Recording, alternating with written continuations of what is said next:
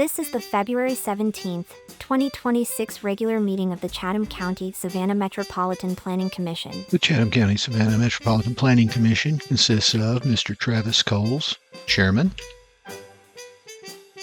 Mr. Tom Wildwoody, Vice Chairman, Ms. Lorraine Bowles, Secretary, Mr. Jeff Nortrica, Treasurer. Board members include Mr. Dwayne Stevens, Mr. Joseph Irvine, Miss Amanda Wilson, Miss Karen Jarrett, Miss Corinne Ross, Miss Tracy Amick, Mr. Michael Kegler, Mr. Jay Melder, Mr. Joseph Welch, and Mr. Stephen Plunk. The MPC Executive Director is Melanie Wilson.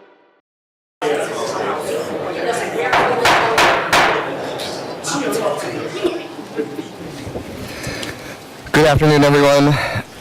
The February 17th regular meeting of the Chatham County Savannah Metropolitan Planning Commission will now come to order. We will pause for the Pledge of Allegiance. I pledge allegiance to the flag of the United States of America and to the republic for which it stands, one nation, under God, indivisible, with liberty and justice for all. For staff, petitioners, and members of the public who are participating, our procedures will be as follows. The agenda is broken down into several parts. First, notices, proclamations, and acknowledgments. Next, the consent agenda, which consists of items for which the applicant is in agreement with the staff recommendation, and there are no known objections. This will be followed by regular business, old business, and adjournment. For each agenda item on regular business, the staff will make a presentation. The staff presentation will then be followed by a presentation from the petitioner, should they elect to do so. The petitioner will be allotted a time frame of no more than 20 minutes. The board may then ask questions of the petitioner or staff for clarification.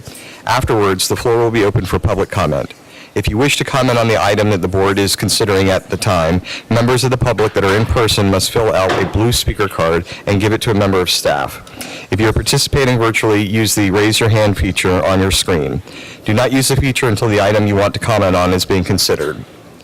At the appropriate time, you'll be recognized and staff will unmute your microphone. At the end of your allotted time, as determined by the chair, your microphone will be muted and the chair will recognize the next speaker.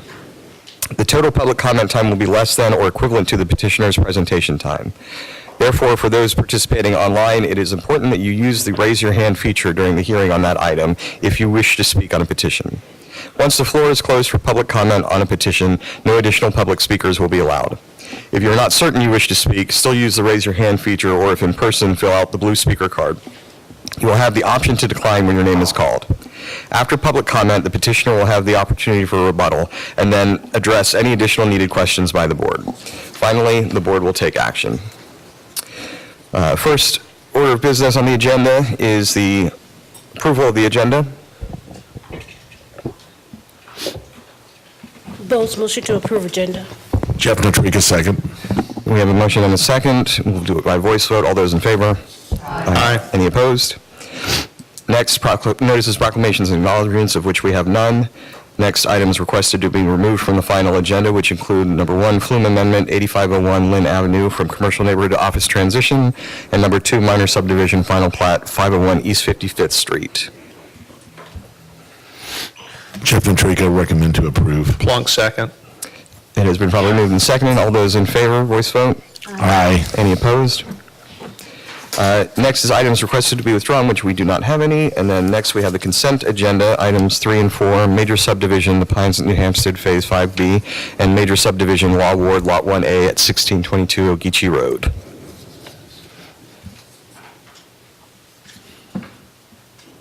Jarrett, move to approve. Jeff Nortrica, second. We'll also do that as a voice vote. All those in favor? Aye. Any opposed? All right, next old business, which we have none, and then we'll move into regular business. Number 5, special use permit, 125 West Duffy Street, on premises consumption of alcohol in TC1 zoning district. Good afternoon, Mr. Chair. My name is Subhashi Karunaratna. I'll be presenting the staff findings and recommendations for 125 West Duffy Street.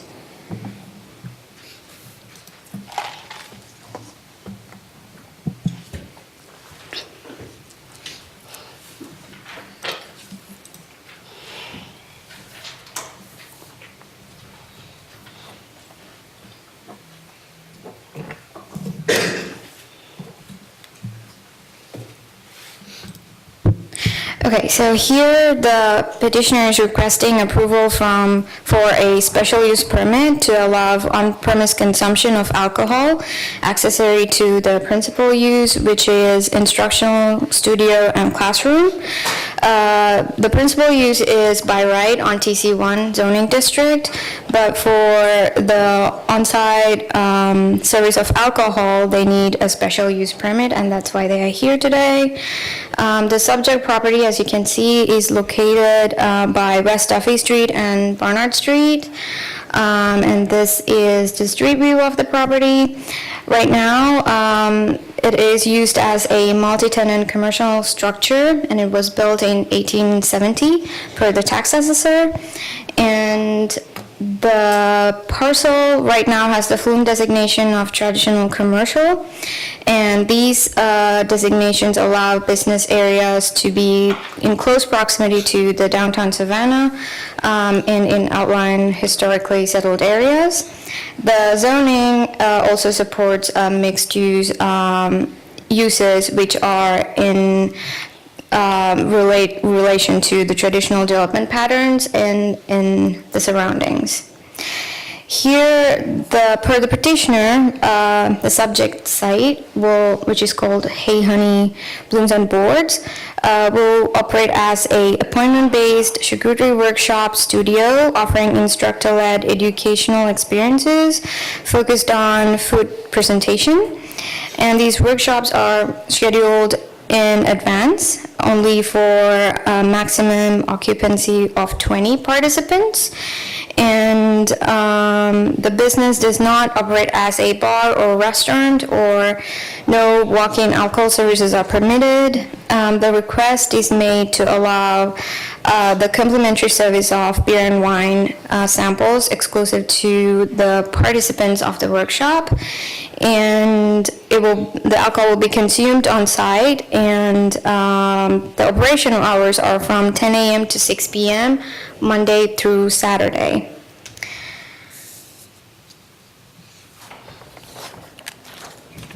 The petitioner has entered to a good neighbor agreement with the Victorian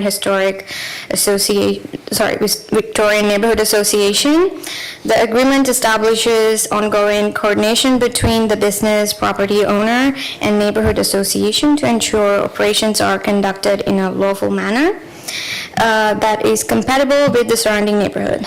The agreement addresses matters including property maintenance, exterior appearance, lighting, litter control, security measures, loitering prevention, and coordination with law enforcement. And these help to impact on the neighborhood. The staff also found that the property is fully developed and there will be no significant structural modifications, and there are adequate public facilities available for this use. And based on these findings, MPC staff recommends approval for the requested special use permit with the condition that it is a non-transferable special use permit. Thank you. Happy to answer any questions. Is the petitioner here to present? Yes.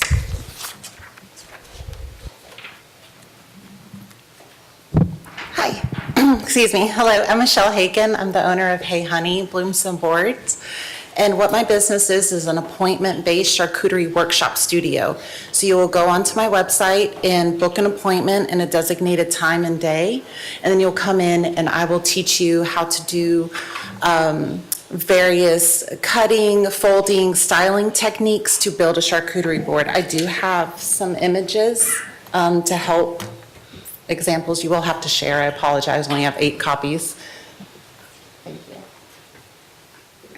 And so along the way through the workshop, I will be teaching you the history of the cheeses that you're working with, their flavor profiles, like why they are the way they are, what makes them unique, and hopefully you'll fall in love with them as much as I love them. And one of the other things I love to do is little surprise tastings. So a staple cheese that is on any one of the boards is a baby Gouda. And so a baby Gouda is aged about 4 to 6 months. And so a surprise tasting would be, I would have an 18-month and a 36-month Gouda so that you can really see what the aging process does to a cheese. It makes it, firmer, crumblier, like saltier, nuttier as it ages. And so you get like that firsthand experience. And another thing, what I am seeking is a Class G alcohol license, which with the city of Savannah, that's a complimentary license. So it is something that would be added on during the booking process.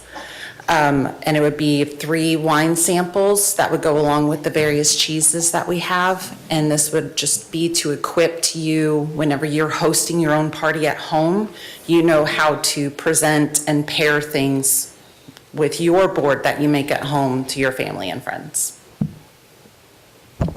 Thank you. Any questions? I appreciate the images, but you couldn't have brought an actual charcuterie board here to really understand better? You'll have to come take a class. Any other questions? What's your website? This is so clever. Thank you. Yeah, it all evolved with me just making charcuterie boards for different events, and people are like, I could never do that. I'm like, yes, you could. I could teach you. And I actually have some participants here that just took a workshop with me, and they're both men, and yes, their boards were beautiful.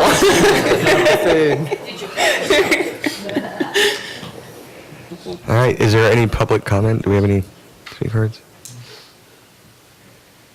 All right, then there's nothing to rebut, so I'll open the floor to a motion. Jeff Natrica, recommend we go with staff and approve this. Plunk second. It's been properly moved and seconded. We'll take a vote. Ms. Amick? Yes. Ms. Bowles? Yes. Ms. Jarrett? Yes. Mr. Kegler? Yes. Ms. Wilson? Yes. Mr. Natrica? Yes. Mr. Plunk? Yes. Ms. Ross? Yes. Mr. Stevens? Yes. Mr. Welsh? Yes. I too vote yes. The motion carries. Thank you. Thank y'all. All right, next on the agenda, we have a map amendment at 8501 Lynn Avenue, rezone from RSF 6 to OIT.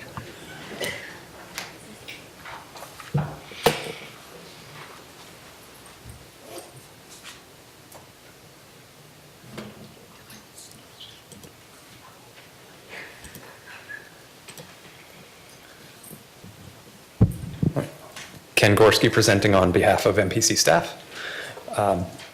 This is a simple rezoning request for 8501 Lynn Avenue. They are requesting to change from the current zoning of RSF 6 to OIT. Those are residential single family 6 to an office and institutional transition. As you can see on the aerial map here, highlighted in the traditional yellow, this is the subject property. To give you some context, here are the zoning map and the flume map for this particular section. You can see right now on the current zoning map, it is at the very end of a traditional RSF 6 neighborhood behind it. It is the only property in a row of 4 right now that are not zoned OIT. So this request would actually make it consistent and congruent with the adjacent properties and the neighboring properties. If you look over at the flume map to the right, it is showing that in this pale pink color is commercial neighborhood, and that is consistent along the Montgomery Crossroads section of that road. And this would be in coordination with the intent of the commercial neighborhood intent for that zoning. All right, moving forward.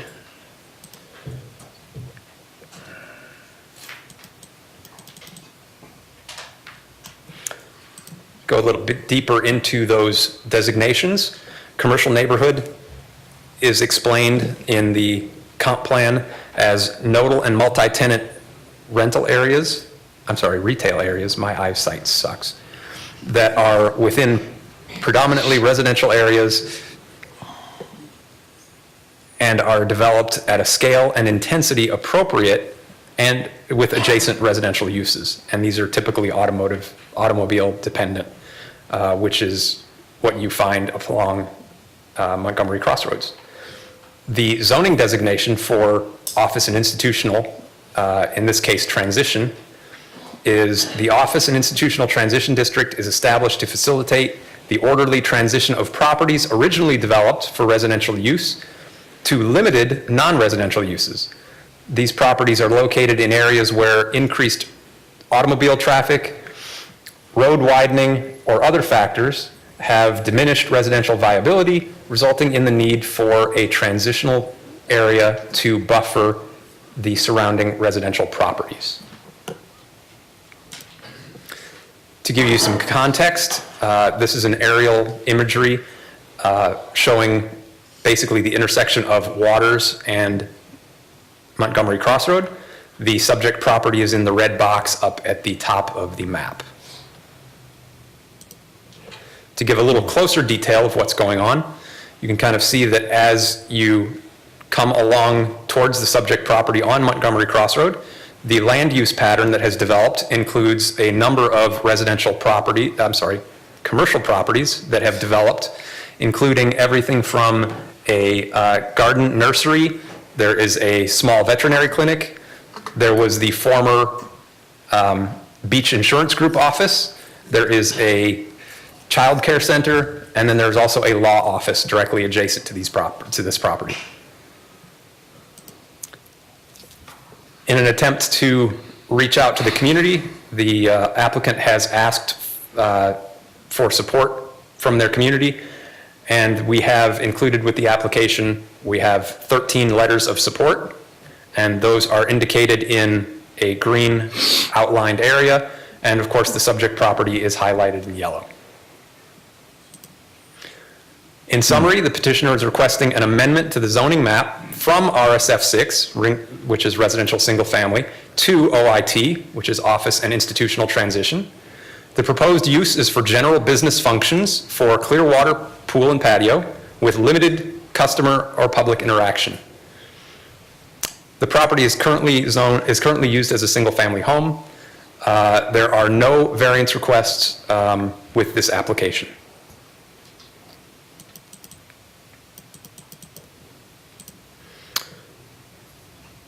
In conclusion, NPC staff recommends approval of the requested rezoning of the subject property to office and institutional transition. We believe this is based upon adjacent land use, consistency with the intent of the comp plan and the future land use map, and written support from the adjacent neighbors. We also have an additional comment here regarding section 5.15.2, and we have already addressed that to the board. But we believe that this should be added to the flume designation of neighborhood commercial. Any questions? Thank you. Is the petitioner here? Good afternoon, everyone. My name is Craig Coleman, agent for the petitioner. It's Beth New, she's here. She's owner of Clearwater Pools and Patios. Just to add a little bit of information about the business, it's currently operating at 1225 East Montgomery Crossroads, just a couple blocks down. It's been there for 31 years. She's looking to sort of downsize, take out the retail portion of the business. So this location will actually just be appointment only. Customers will come, they'll make appointments, come in and select, certain things for their pools, but there won't be any retail portion of it. It's not going to be open to the public or anything. Hours are 9 to 4, Monday through Friday. So not any sort of intense retail aspect to it. No retail at all, actually. And unfortunately, I could not bring a pool for you to enjoy, but if there's any questions, we'll try to answer them best we can, but it's actually, it's a lower use of what she's been doing for 30 plus years. Thank you. Any questions for the petitioner? Generally speaking, I don't think I have any exceptions to it, but will you guys be housing any of the pool chemicals or anything like that outside? There's a small shed in the back, which is a standard sort of residential style shed. There might be some product in there, like No chlorine. No chlorine. Minimal. What's the word I'm looking for? Product for their pools. It basically just like pumps and filters and things like that. No chemicals. Okay, thanks. Any other questions? Any public comment or, no? All right. This is going too easy right now. I'll open the floor for a motion. Chapter Trigger, I'd like to make a motion. We go with staff and approve this. Plonk second. It's been properly moved and seconded. Ms. Amick? Yes. Ms. Bowles? Yes. Ms. Jarrett? Yes. Mr. Kegler? Yes. Ms. Wilson? Yes. Mr. Intrica? Yes. Mr. Plunk? Yes. Ms. Ross? Yes. Mr. Stevens? Yes. Mr. Welsh? Yes. I too vote yes, motion carries. And just before we move on to the next section, I think that among the board, we have consensus that we would like to instruct the staff to review the additional comments from that to bring back to the board at some point to make an amendment. Agreed.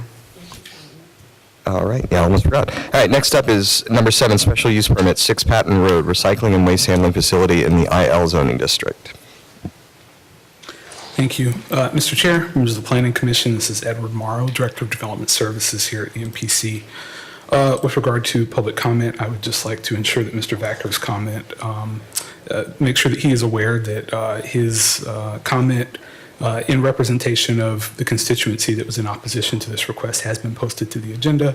That happened after the start of the meeting, but I wanted him to be aware that that was posted. So, Mr. Vacker, I apologize. With that, this is a petition that appeared before this board on July 15th of 2025. It's a request to establish a special use, which is specifically a solid waste transfer station within the light industrial zoning district. This is at 6 Patton Road, which is within an established industrial park. It is our understanding that there are largely industrial-related offices, maybe some small storage warehouses, repair of machinery and equipment, perhaps, things of that nature. Nothing like this. However, the petitioner has been in operation performing some recycling-related activities, and so the intent is to use a parcel that they have had in their possession for some time and establish a solid waste transfer facility directly across from their existing facility. If you look on your screen, you can see the subject parcel outlined. On the left-hand side of your screen is the current zoning. That's that light industrial zoning. You can see that everything surrounding is light industrial. And where that red line not in the way, you would probably see some train tracks over there. Just across, if you would make note, 516, the RSF5 zoning is the Tremont neighborhood that was central to the discussion in the previous petition. On the right-hand side, you have the future land use map, which is our policy document, which shows that this area is slated for light industrial use going into the future. You can see that it is largely light industrial in nature, with the 516 highway dividing principally the residential use, and the red that you see there kind of on the lower end of the screen is actually Ogeechee Road and the commercial uses that are adjoining Ogeechee Road. If you are headed south on 516 and you look over to your right, that is where the site would be located. Some notable businesses in the area, Sky Zone, if you ever happen to look over and you see all of the U-Haul trailers that are parked out, that's on the opposite side of 516, just to give you some context. I wanted to make mention of this plat as this is the only zoning history, or rather the most recent zoning history, which dates back several years. It was discussed briefly in the previous petition that it was the applicant's father who actually filed this plat in order to create this Lot 5 that you see on your screen and to add this special note that there were to be no structures with foundations essentially built on this parcel 5 because of unsuitable fill. Again, I believe it was discussed in the previous hearing that this might have been an inert landfill or something to that effect previously, but that the petitioner was well aware of this and had no intent to develop in a manner that would cause issues. And so, again, our request of special use today is for a solid waste transfer station. This is an intermediate waste facility in which solid waste is collected from any source, is temporarily deposited to await transportation to the final disposal site or facility. So this is not a place where garbage goes to rest. It is a place where smaller vehicles will bring their collections, drop them off temporarily so that they are then recombined and placed in different vehicles to be permanently housed elsewhere like a landfill. Just to make sure, the petitioner has represented that they only intend to collect municipal solid waste, so the kind of waste that you would generate from your home, as well as construction and demolition debris, largely inert materials. They have also attested that any types of prohibited materials, things that are hazardous, things like asbestos, biomedical waste, human and animal biological waste, anything radioactive, liquids or sludges, these items would be turned away. Obviously, in the course of operations, we would expect that there would be minimal amounts of liquids and other things that might not necessarily be anticipated. And so one of the things that staff hoped to see was a general operations plan that would specify what do you do in the event you begin to collect batteries and other common things that absolutely get thrown away that you will encounter in the course of your operations.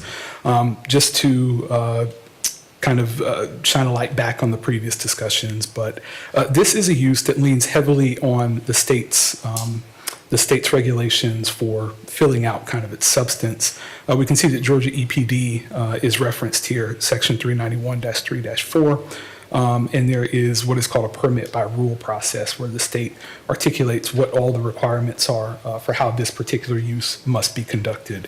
And so our local zoning ordinance, this use is found in section 8.5.13, but it then references the state's, that is the Georgia Department of Environmental Protection for the substance of the regulations.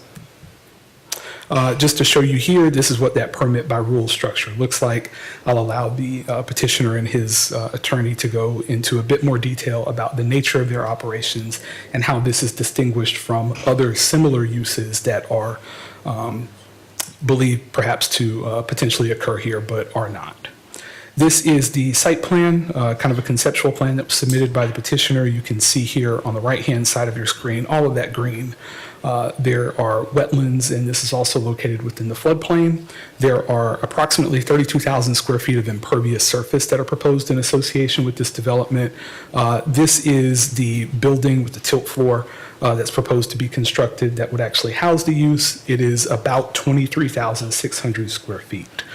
You can see that the parcel is significantly larger than that, and so it's only a marginal amount of property that would actually be covered or disturbed in the course of this development. There is arguably sufficient land to conduct this use. Just to offer you, this is a view of Atlantic Waste, which is in Pooler.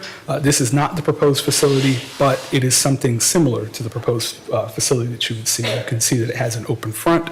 It has a tilt floor that drops down, and I understand that there's a trough at the back where any sort of liquid as well as the wastewater that is produced when the facility is washed down each day, it runs down that tilt floor and it goes off into tanks that I'm now told are actually elevated off of the ground. They are not buried in the ground. But again, the applicant will be here to explain. Just to offer you a view of what this particular facility might look like. I'm going to go through the criteria a little bit more closely than I typically would, again, because of the sensitive nature. And the first one here is the policy framework consistency. I'll go back to Ms. Wilson's question many, many months ago when we looked at the Old River Road development, and she asked specifically about where it is that I believe it might have been the hazard mitigation plan or the flood mitigation plan, something to that effect. We have a framework of policies that we use to guide our decisions, and so I'm going to stop here briefly to explain. This is one that hinges on that broader policy landscape. Many of you are familiar with the City of Savannah's GPS strategic plan that it adopted. In addition to GPS, with its central focus on equity, there was an equity implementation framework with watch points. And so those watch points are operationalized or very practice-oriented things that we can observe for as we're looking at petitions of this nature to make sure that we're making decisions that are consistent with these broader policies. And so with regard to technical consistency, we can see the DRI came back, said that this was generally consistent with the the local municipal plan. It was generally consistent with the regional plan. They did not necessarily see issues, but I wanted to make sure to raise the fact that there are concerns with regard to the City of Savannah's adopted equity implementation framework. And what this requires is greater scrutiny with regard to its policy, looking toward healthy and accessible neighborhoods. The Tremont Park neighborhood is one that we have identified as having received significant cumulative effect of the undue burden of industrial uses imposed upon them over the years. And so this is what that particular framework is aimed at rectifying and guiding us as we make future decisions that go a little bit differently. One of the concerns also was the initial lack of community engagement. And again, these are all things that are raised within that equity implementation framework.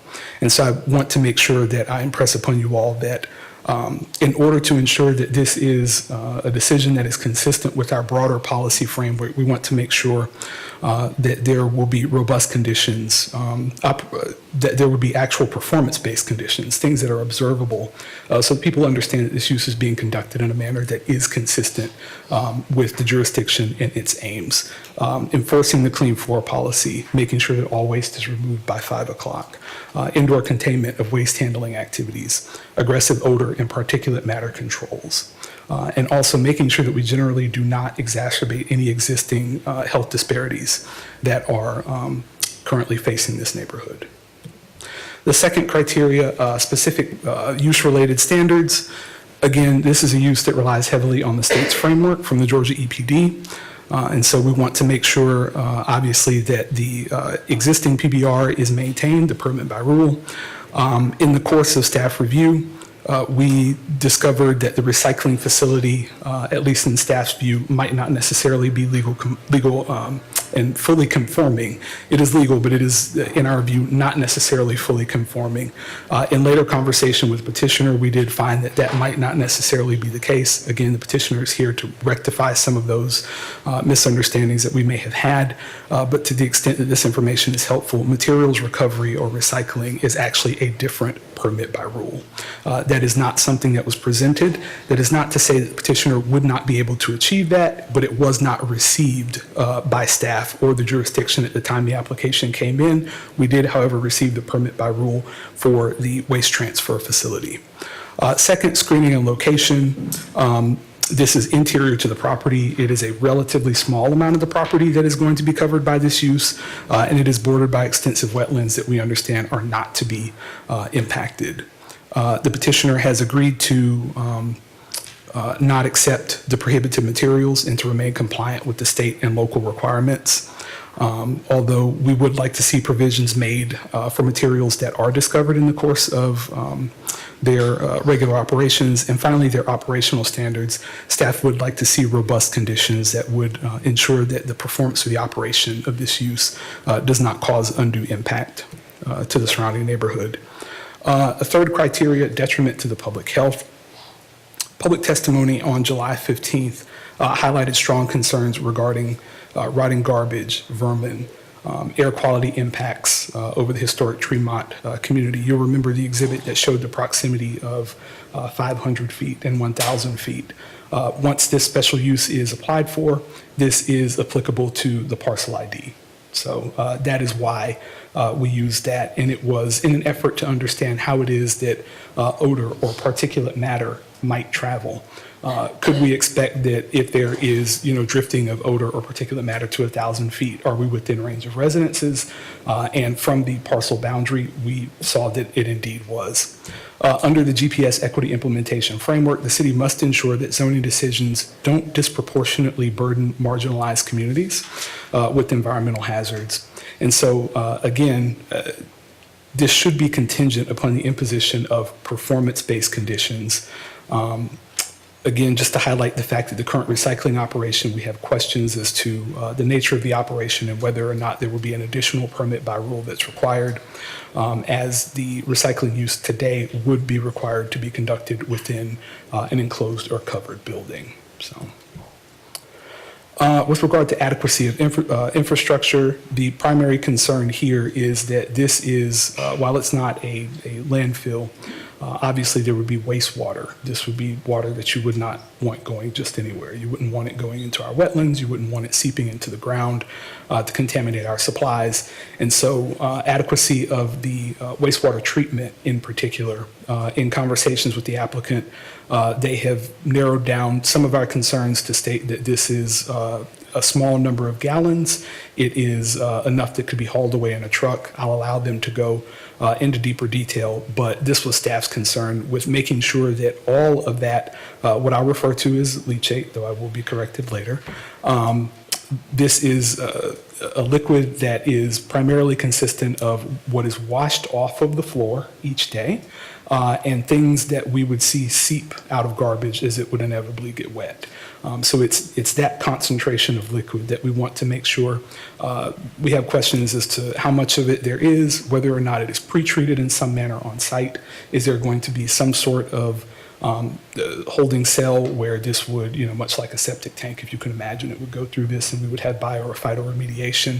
That's where those things came from, because in much larger, more robust operations, you might actually see green infrastructure that was implemented for the purpose of addressing some of these concerns.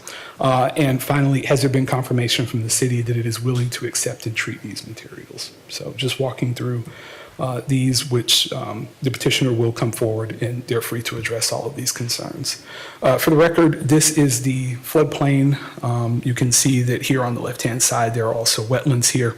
The purple here shows you that this is fully inundated in the event of a 100-year event. That's what you're seeing. So wetlands and floodplains are a concern for this site, and the petitioner is aware that during the specific development phase, they will be required to meet all of the current ordinance requirements with regard to stormwater and flood-proofing the site and any structures. Again, for your reference, this is the 500-foot radius, which you can see here begins to get just to the edge of Tremont, and then the 1,000-foot, which goes well into the neighborhood.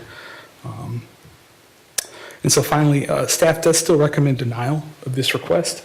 However, we do understand that the board might be inclined to support it, and with that, we recommend 3 conditions. The first, that all permitted operations, whatever they are determined by the zoning administrator to be, that they obtain state approval and operate in a manner that is consistent with the Georgia permit by rule requirements. Again, we did receive one of those for the current waste transfer station operation. If it is determined by the zoning administrator that there is another use that would require such a permit by rule, staff would expect that the petitioner would be willing to comply with that. The second condition, prior to consideration by City Council, staff believes that a general development plan shall be provided demonstrating an engineered system for capture, conveyance, and treatment of all washdown water. This is something that when we're talking about general utilities, we would see this during the specific development plan process. We wouldn't typically see this during this venue. Again, because of the heightened sensitivity of this particular use, staff believes that it would be appropriate to bring a plan before this board so that we can understand the nature of the holding structures and the conveyance of the leachate or any of these materials that would be washed off of the floor. How is it that that's held? Is there adequate containment? And finally, a general operations plan that would specify in the event that there is a breach of one of these, in the event there is extreme weather, other unexpected circumstances, how is it that your staff is instructed to handle these things so that the community can be aware and so that they can protect themselves so that they're not at risk. They fully understand what materials are being held and kind of what the type of nuisance associated with those materials might be. And with that, I am happy to answer any questions that you may have. Thank you. Is the petitioner here? Yes.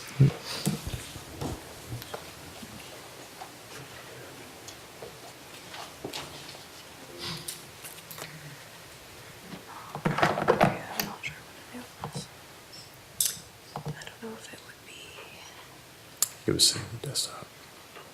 It would be on the desktop. Yes.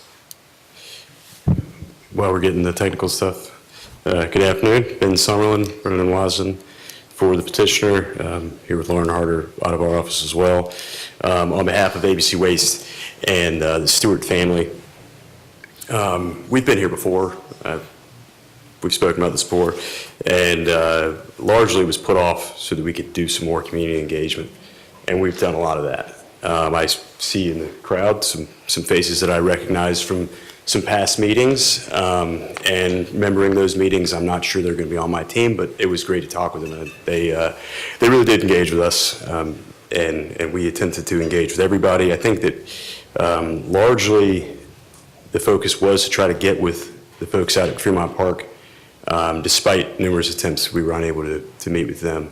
But we've put our message out there, and I think we're going to continue to try to do that today. So, moving on to other people, staff, we'll thank them as well.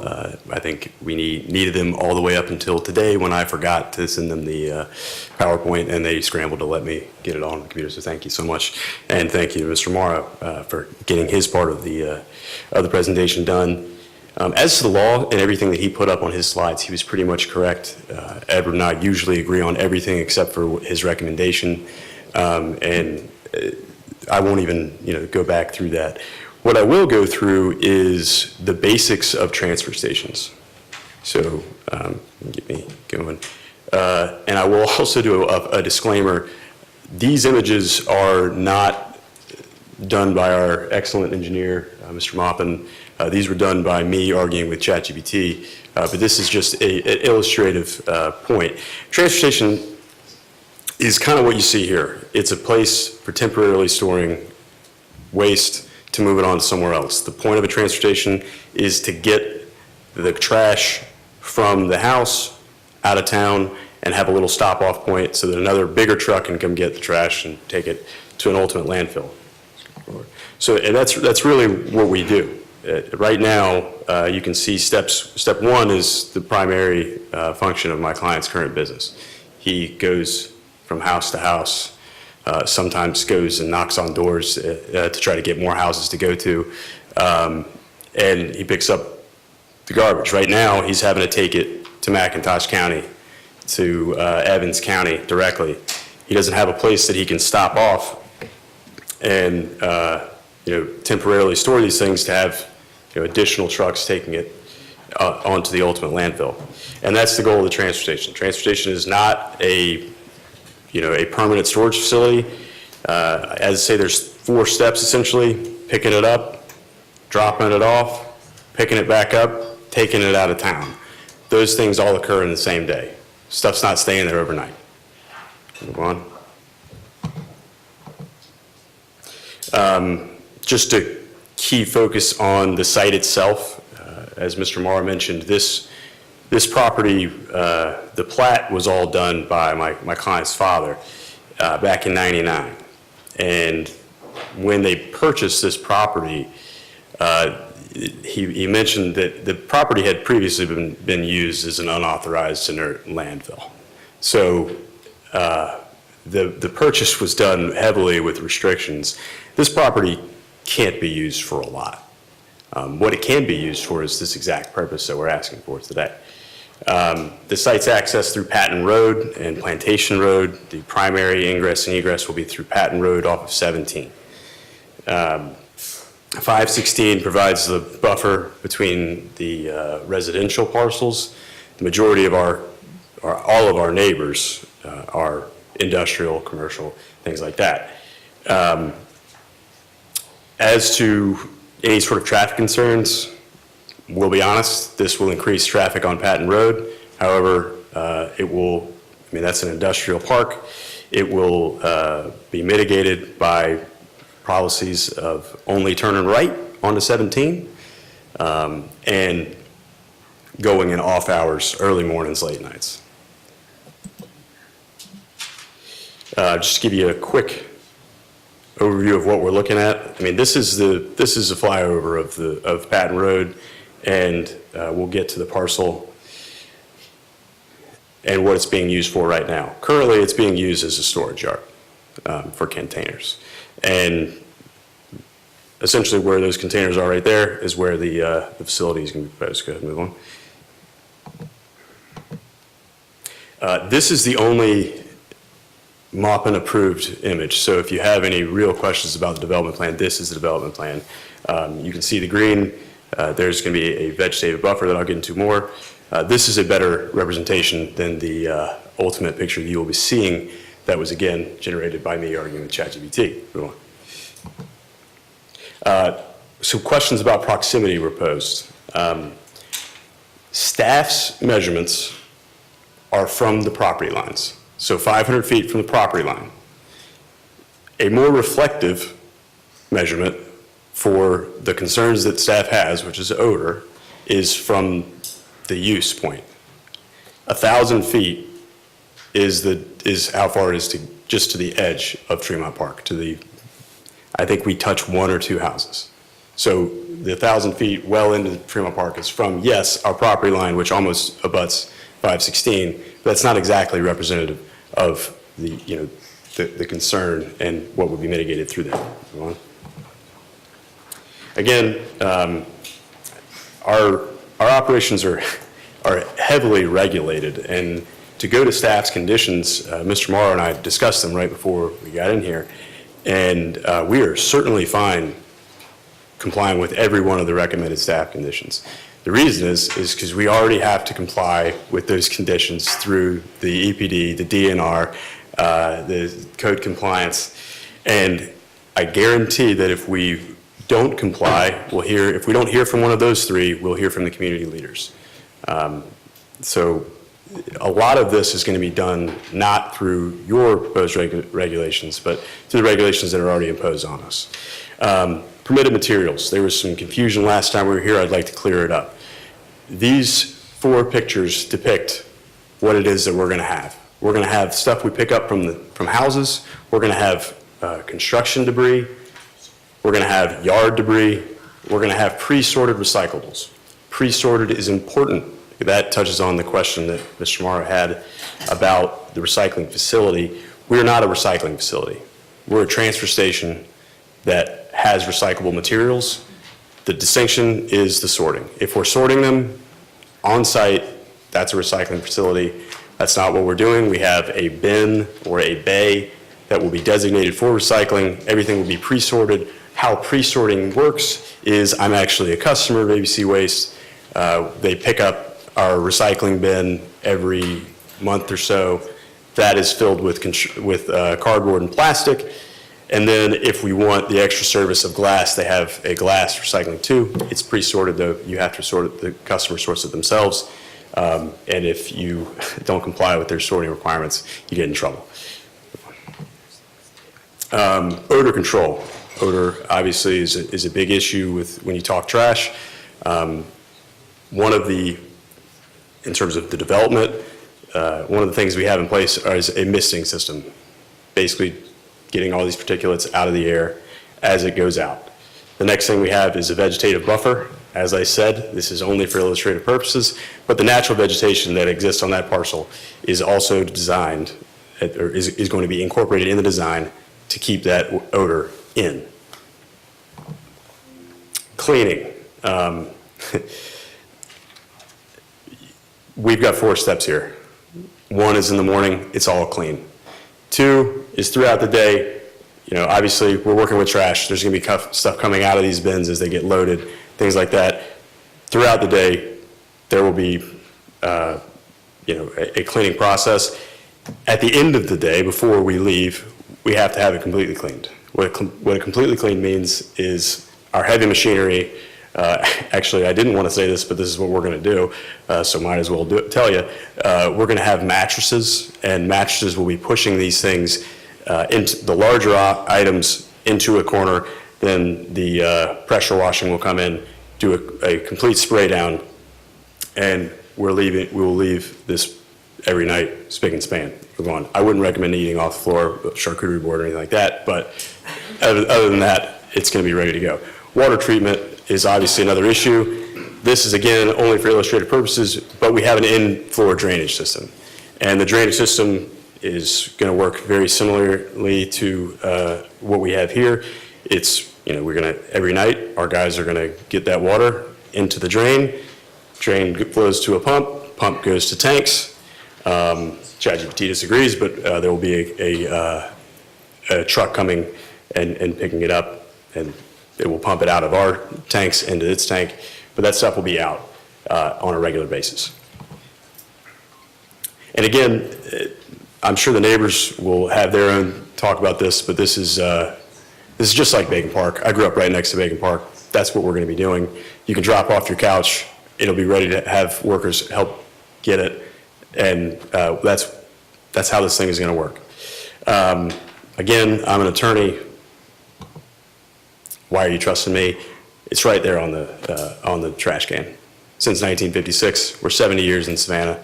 We're a Savannah company. This is a Savannah problem. Trash is a Savannah problem. We'd rather have Savannah people solve it. We ask that you recommend approval. Any questions from the board? I have a question. What's the service area for this company? We're all through Chatham County, and actually we are, I believe, over in South Carolina now. And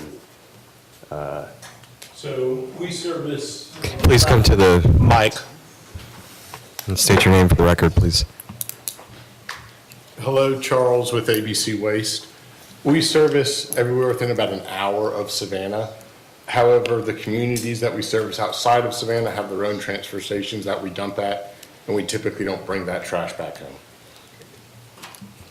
And so the waste would sit here temporarily and then be moved to, you mentioned a location outside of the city. McIntosh County and Evans County. Yes. Thank you. Any other questions, Ms. Wilson? I do. So y'all are within the city of Savannah, correct? The parcel? Yes. Yes. Yes. And do y'all get city water and sewer? We do, and one of the questions the staff had is whether we have gotten confirmation from the city about our water treatment. We currently have a similar system running on our other parcel at 3 Patton Road. It would basically just be the continuation of that, a broader scale, but a continuation of what we already have. Yeah, it's because I know before Waste Management was annexed into to the city, they would truck their leachate out to be taken care of. But then once they annexed in and they got water and sewer, then they just run it through the city stuff. So y'all are just waiting to hear if they can handle that? That is current status, but our engineer is better off to speak on that one than I am. Jay Maupin, Maupin Engineering. The project's actually been approved by the City of Savannah Water and Sewer Department and all the actual review technical departments. So it's been fully approved by the City of Savannah technical review. We do have water and sewer access. It is more advisable actually for us to haul to President Street for this waste than to let it go through the gravity system. But we can certainly explore that with them in their industrial discharge process if you'd like, if you want it to go through the sewer system. I mean, I would just think that if something as large as Waste Management is, and that landfill out there can carry it through their lines, something as small scale as this, and that landfill out there can take in pretty much anything. So I would think that something like this wouldn't have that much obstacles to go through as Waste Management. But I'm not an engineer. Yeah, once again, I want to caution the use of the word landfill. That's a 4-letter word to us. We're not a landfill. So we're a transfer station, apples and oranges. Although it is a very common thing for people to get mixed up. And so the volume of water, of wastewater coming off of this development is really a small quantity. And so it's better for us to use pumper trucks, and it's a cleaner process for us because they actually have a pumper truck company that they own to haul that material off where septic waste and so forth is disposed of at the City of Savannah. Oh, okay, I see. So it is going to be taken off-site by trucks? Yes. Okay. Yeah, and, then you don't have, there are other issues with it being through a gravity system. Sure. And so it's better for us to actually pump it and haul it. Got it. Thank you. Ms. Ross? Do I understand that materials brought in by other than ABC trucks will be accepted? Yes, you're talking about in terms of like local community, yes, they will be doing that in C&D and in yard, things like that. Now, municipal solid is coming from ABC Waste. And But- so will those other vehicles be required to get a permit of some sort from you or from the city or? It'll work just similarly to Chevis Road and Baker Park. The actual residents are coming up. We're not going to have other companies doing it. If that's what you're asking. Thank you. Mr. I wanted to just verify, I'm sure I heard you say, the leachate that you get is going to go to the sanitary sewer, the wastewater treatment plant, correct? Correct. For That is- treatment, Correct. along with any other wastewater that would come to it? Correct. Okay. Mr. Plum? Seems like there's maybe some question that's going to arise about a deed restriction. Can you go ahead and speak to Yeah, that? so number one, that is a recorded plat.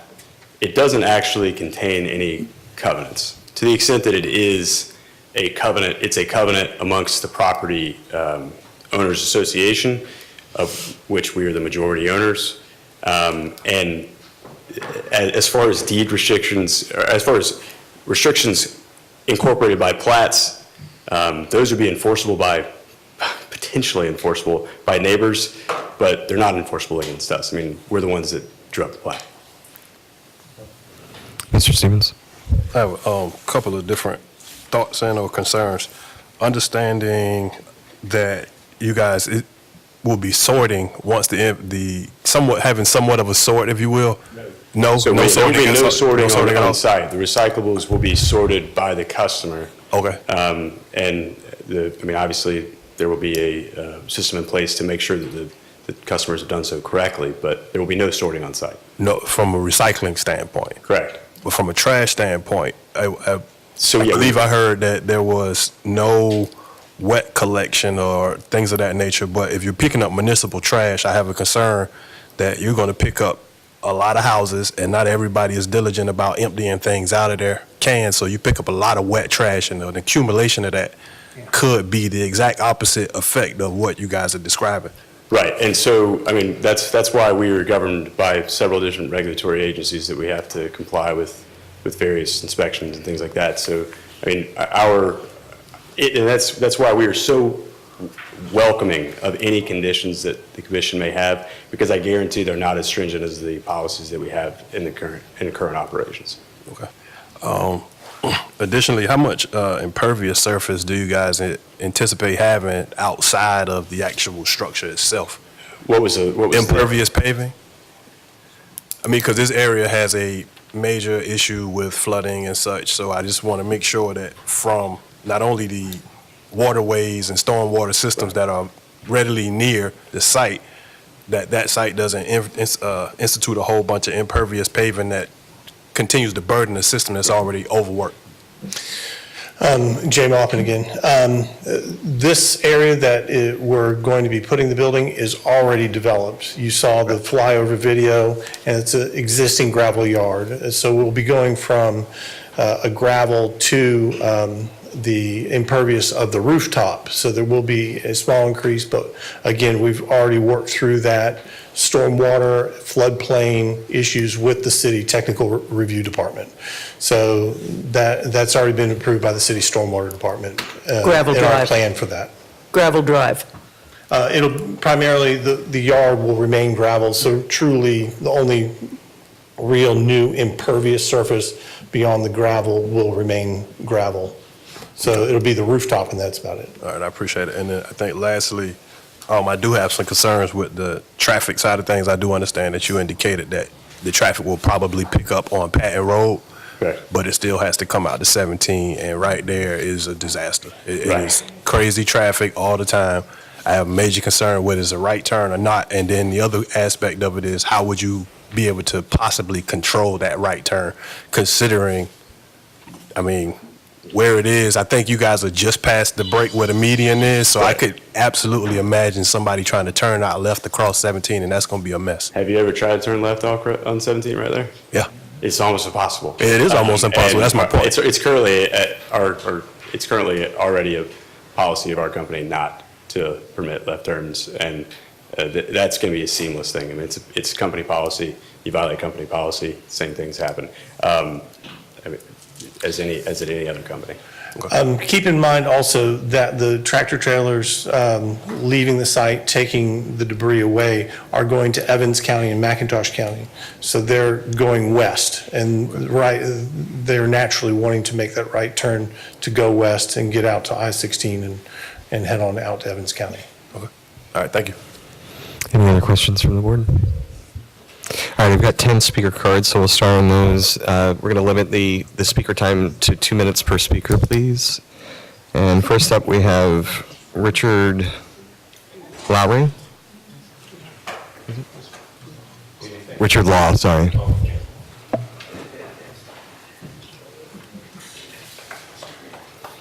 Please state your name for the record, and you have 2 minutes, sir. My name is Richard Law Sr., working with Old Geecherton, Dawes Avenue community. And I work with all of these other communities, Tremont Park, Cloverdale, any of them who are raised up in all of these areas.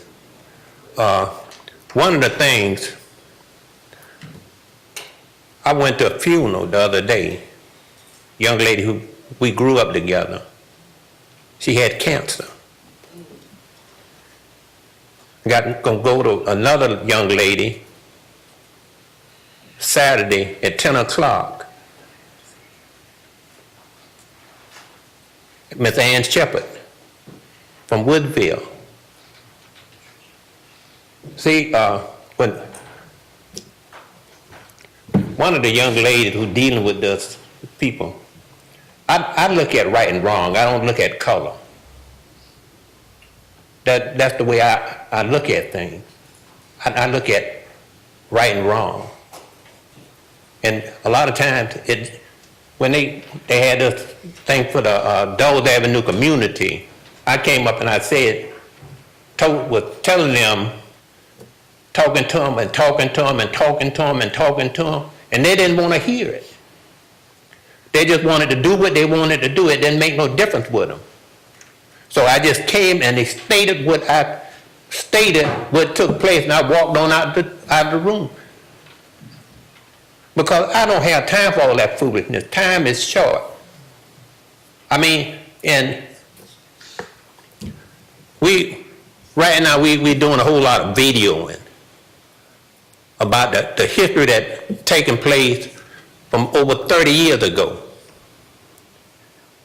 The book I'm working on now goes back to the 20s, back into the 20s, when John Pondexter and all of them had the Coca-Cola company and all that. My daddy worked for them for 50 years. Mr. Law, I don't mean to cut you off, but if you could summarize, we do have many other speakers to get to. That's why I didn't even want to come up here no way, because you don't want to hear it anyway. I'm sorry, sir. There's just a procedure. Mr. Vasquez, or Vacquez? Backer.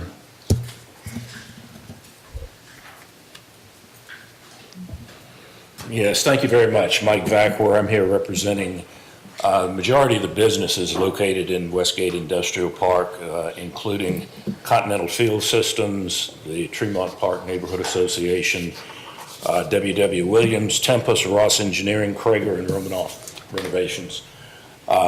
They are very much in opposition to this. And I'm a little perturbed that the package that we submitted to staff at 11 o'clock on Friday did not make it to the commission with the agenda documents. But be that as it may, it's basically the same things that we sent to you last year when this was considered. We've got concerns over traffic. They can't control which way the drivers are going to turn. The city and the county control that in terms of how those streets intermingle. But let's clear the air. The issue here is one thing and one thing only. It's odor, odor, odor. And for those of us who have lived here all our lives with the aroma of Union Camp, that odor goes far more than 1,000 feet away, and rotten garbage goes more than 1,000 feet away, and it lingers. The City of Savannah ordinance is very clear that all of these activities would have to be conducted inside. This is a 3-wall facility, and that is not inside. The proposed activity is going to have a negative effect on these industries located in that park, and particularly on the quality of life for the residents of Tremont Park who have lived there for 75 years. This clearly is a critical environmental justice issue. This is a very well-established minority community, and this is an obnoxious use that would be laid down and have significant negative impacts on them. Beyond that, I would like for you to call up Quentin Marlin, my attorney, who will address the restrictive covenant that is on this property, and we contend that it cannot be used for the use that has been requested. Thank you, Mr. Becker. Your time is up, but I will bring Mr. Marlin up next. Mr. Marlin, you have 2 minutes. Good afternoon, ladies and gentlemen of the Commission. Quentin Marlin with the law firm of Ellis Painter here. And Mr. Vacker's included my memorandum for you all to go through. That's in his packet. But I will just touch on the fact that there is a restrictive use on this property. It's in the deed that conveyed to the current owner that then listed as an exception, the restrictive covenants. And those covenants very, very clearly state, and I'll quote, and this is Lot 8, Lot 8 can be used as a storage yard only with a portable office trailer as the only office allowed. All surface debris must be removed from the site prior to usage as a storage yard. What's being proposed is a transfer facility operation, not a simple storage yard that it's being used as today, which is allowed. And while the petitioner might be the majority owner of the association, that's not enough to change those covenants. All right, as a supermajority to change those covenants, that all those other owners purchased that property knowing that there are restrictions here. So that is completely enforceable. I don't think that they have the ability legally to proceed. It's simply inviting a lawsuit, frankly, if they tried to, for which they would lose. And, I'll just reiterate too, I've dealt with a lot of odor cases. I represent a large facility out in Effingham that's predated the neighborhoods around it. It's a Georgia Pacific facility. But once those neighborhoods came, the effects of odor on those properties was real. And that odor lingers, the residents smell it, but also the sulfur dioxide that goes up in the air is attaching to metals. It's going to hurt the people close by in the business facilities. It's going to hurt the residents of Tremont Park. It's going to attack their air conditioning, the copper in their property, and it will deteriorate their properties, their livelihoods beyond only odor. Thank you for your time. Happy to answer any questions. Thank you, Mr. Marlin. Do anybody have any questions? All right, Roosevelt Thomas Jr.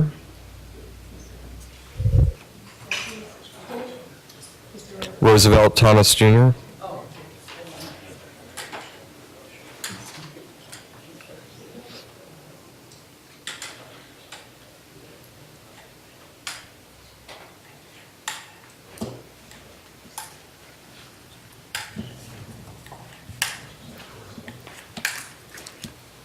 Good evening, and all I want to say to Please state your name for the record, sir. committee, that this waste plant that they want to put out here, Please state your name for the record. huh? Please state your name for the record. Please state your name for the record.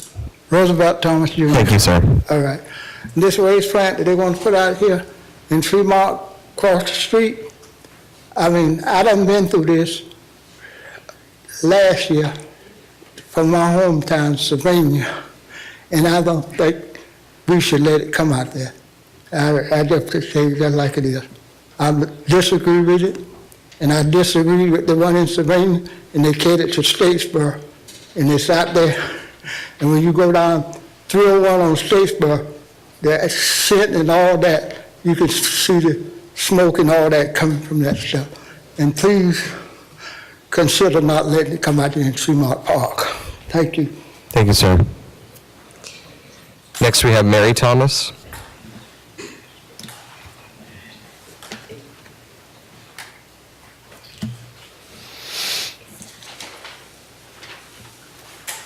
Good afternoon.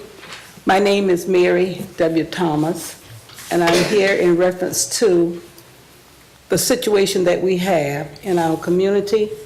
I'm right across 516. Anything happens on 516, I can look out the window and almost see it. The waste, we don't need it. Find somewhere else to put it.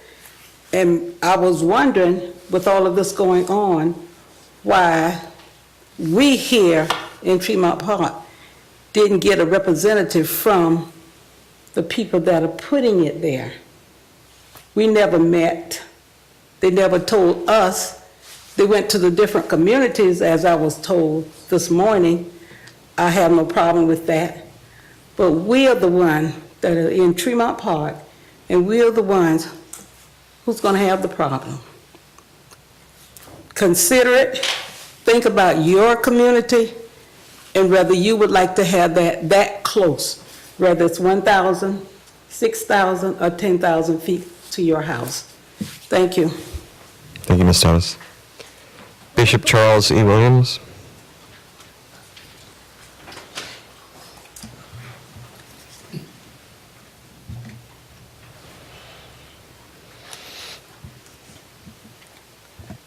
Good afternoon. My name is Bishop Charles Edward Williams. I'm one of 3 pastors in the Tremont Park area. I am also the Vice President of the Tremont Park Association.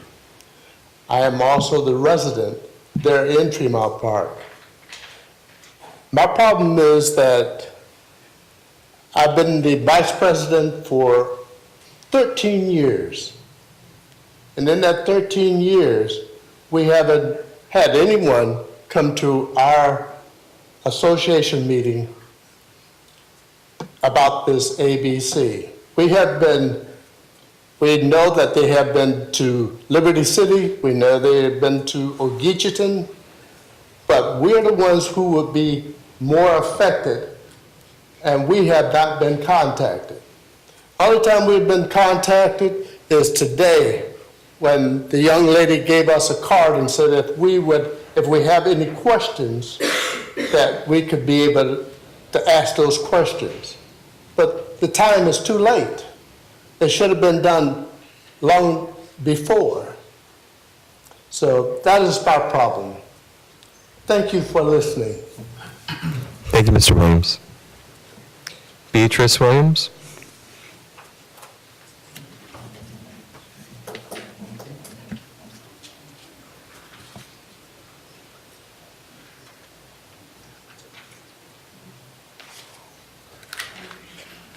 Good afternoon to the board. My name is Beatrice Williams, and I am the president of the Tremont Park Organization. I stand here with sound mind, and as of July 2025, the board, you made a fair decision not to make a decision because ABC Waste stated that they had reached out to the different communities, which they did not. And as of July 2025, to this day, February 17, 2026, ABC Waste have not met with the community organization. 0 time. We talk about in a 7-month frame. Our information is on the internet. If they were truly wanting to contact Tremont Park, our information is on there about the meetings that we have monthly. They could have contacted us, but they didn't. Plus, We have been here 3 times, this is the 3rd time, to this meeting with ABC. We ride around trying to find a parking space. 2 or 3 blocks away, we find a parking space, walk back to this building just to find out that the company had pulled their time off of the agenda. To me, that's unacceptable. So Tremont Park time is valuable. We are valuable. This community has been established since 1912. And we love our community. And we don't understand, because we have not been introduced to ABC. We don't know the ins and outs, only what we have heard. So I'm asking today, board, please consider a dismissal of this application. Thank you, Ms. Williams. Janice I'm not sure what the last name is, Machka? Marsha, sorry. Malasha.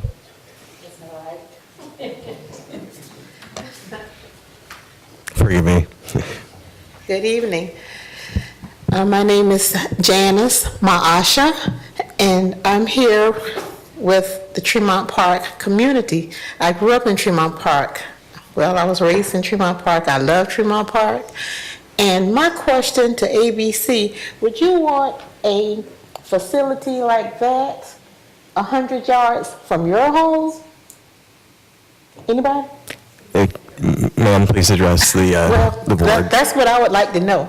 I would like to know, would they want a facility like that 100 yards from their home? Because we don't.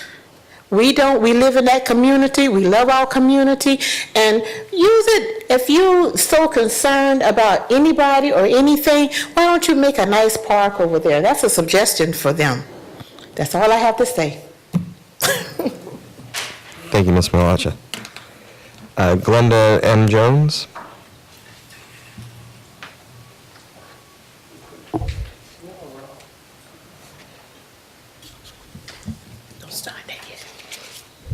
Good afternoon. I really wasn't going to speak. I told them to put my name at the bottom, but don't call it. Please state your name for the record, though. Glenda M. Jones. I am the president of the Liberty City Neighborhood Association. I am here because as tight-knit neighborhoods, we have to support each other. I was speaking to another young lady the other day, and I mentioned to her the fact that even sometimes we may disagree on issues, but if she needs me there, I'm going to be there, and vice versa. Tremont Park has asked me from the onset to support them, and I support them in this endeavor. Now, as far as trucks turning right, I've seen trucks that go there already turning left off of Geechee Road. They're already doing that. I've tried to go back there and sneak to see what's going on, but I guess I go at the wrong time. At lunch today, I was sitting at Ruin Tavern, because I come early to get a parking space, and I had the staff report. So I sat there and I read the staff report. And all over this report, there's one word that I see a lot, and it says enforcement. But this report has nothing in it about who's going to enforce what. So when they talked about GAEPD 391-3-4, I just sat back there and read that. It has no enforcement information in there either. So we're looking at an establishment that, yes, may get permits, but with a permit, if nobody enforcing anything, they can do what they want to do. I think it is a detriment to the Tremont Park area. We already know that African-American neighborhoods, industries have been in those neighborhoods for years and years and years. We know what has happened to a Geecheeton because of a concrete company. We don't need to continue allowing businesses to destroy African-American neighborhoods. Thank you, and have a wonderful afternoon. Thank you, Ms. Jones. Mark Coe.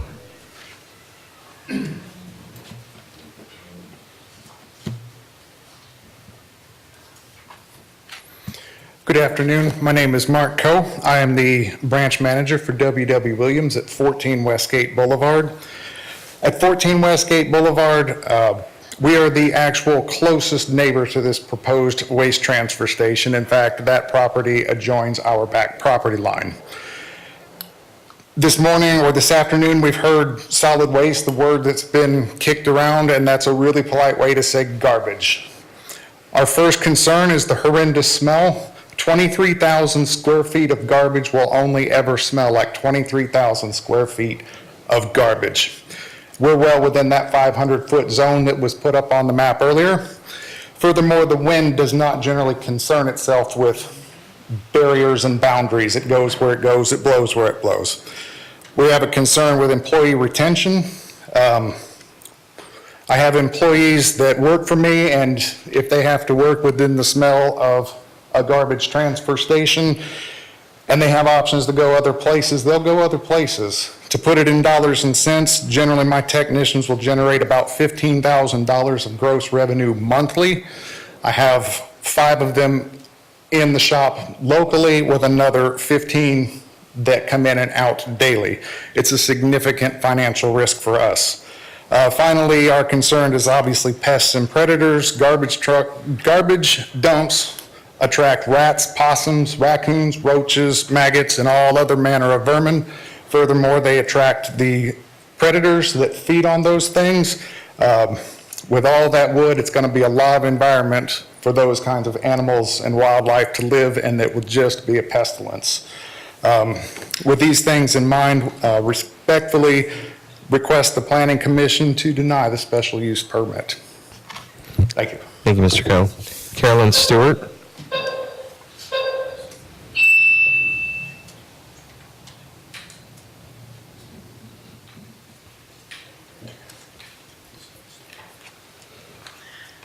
Hello, everybody. My name is Carolyn Stewart, and I own ABC Waste of Savannah.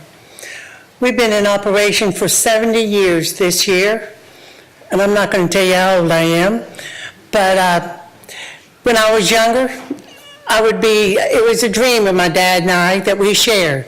I remember parking our garbage trucks at J.C. Lewis Ford. We parked them overnight there, and you know what? They never complained about smell or odor, and we were on their parking lots right behind their buildings. We were there for over 20 years at that parking spot. Longer than that, but we went through annexation with the city of Savannah. We went through annexation for 10 years, and that was a long battle. In 1996, my father was killed. He was killed on Quaco Road. My life turned upside down. It was a hard time. I went to Horace Magwood, and I went to him and I said, Horace, Mr. Magwood, what should I do? And he said, some people like your dad, some people didn't. But I liked him. And he told me, he said, do not sell your garbage company. He says, you need to work it. And by God, I worked it. I worked it for a long time because for 10 years it needed me to pick up trash. I worked on the garbage truck. I drove the garbage truck. I did everything I could to make those ends meet. Then, 2005, my husband was killed. Charles Leroy Stewart. He was a commercial appraiser in Savannah, Georgia. He was born in Savannah, and my kids helped us to manage that garbage company. So I just want you to know that they have picked up the dream and they're going to continue with it, and the 4th generation is going to continue with it also. Please, I'm asking you to pass it and help us go through what Chatham County needs in the city. Thank you. Thank you, Ms. Stewart. Patricia Richardson is online. Ms. Richardson, if you were there, you can go ahead.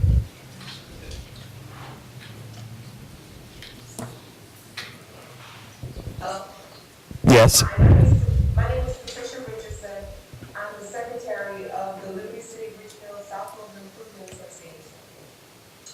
I understand that the city of Savannah is growing. However, this growth seems to be affecting Savannah's underserved communities more than others. Tremont Park, Liberty City, and other neighborhoods in the area are being inundated with industrial and light industrial businesses. Now, I have a couple of questions that I want you to consider. Will this facility lower the property value of the neighboring homes? And like Ms. Jones stated, who will be responsible for ensuring the conditions are met and continue to be met? Lastly, I challenge each member of the commission to ask yourself, would you want this type of business near your home? I respectfully ask you to decline ABC Waste. Thank you.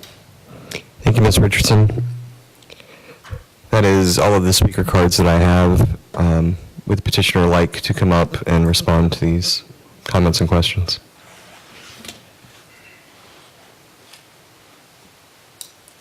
Just a few quick points to pick up a question that was posed by Mr. Marlin about the covenants. The covenants, the specific covenant that he read is not a covenant at this time. It is a writing on a plat. The standard for a writing on the plat since 1947 in this state has been that they have to prove by clear and convincing evidence that exists. I would ask that there be no lawsuits filed, but if there was one filed, I think we would feel somewhat confident about it. As to the neighbors, Tremont Park, I do have to correct the record on this one. We reached out multiple times and attempted to meet with Tremont Park. So the 7-month gap, it goes both ways. We would love to have sat down with Tremont Park. And then to pick up from what Ms. Stewart was saying, I mean, you look at the transfer stations that are available in this area. There's one out on Wilmington Island. There's one at Bacon Park. There's one out on Dean Forest Road. There's one out on Chevis Road. There's a gap. So one of these is coming at some point. The question is, who do we trust to allow to operate it? I would ask, do you trust the company that's been doing it for 70 years?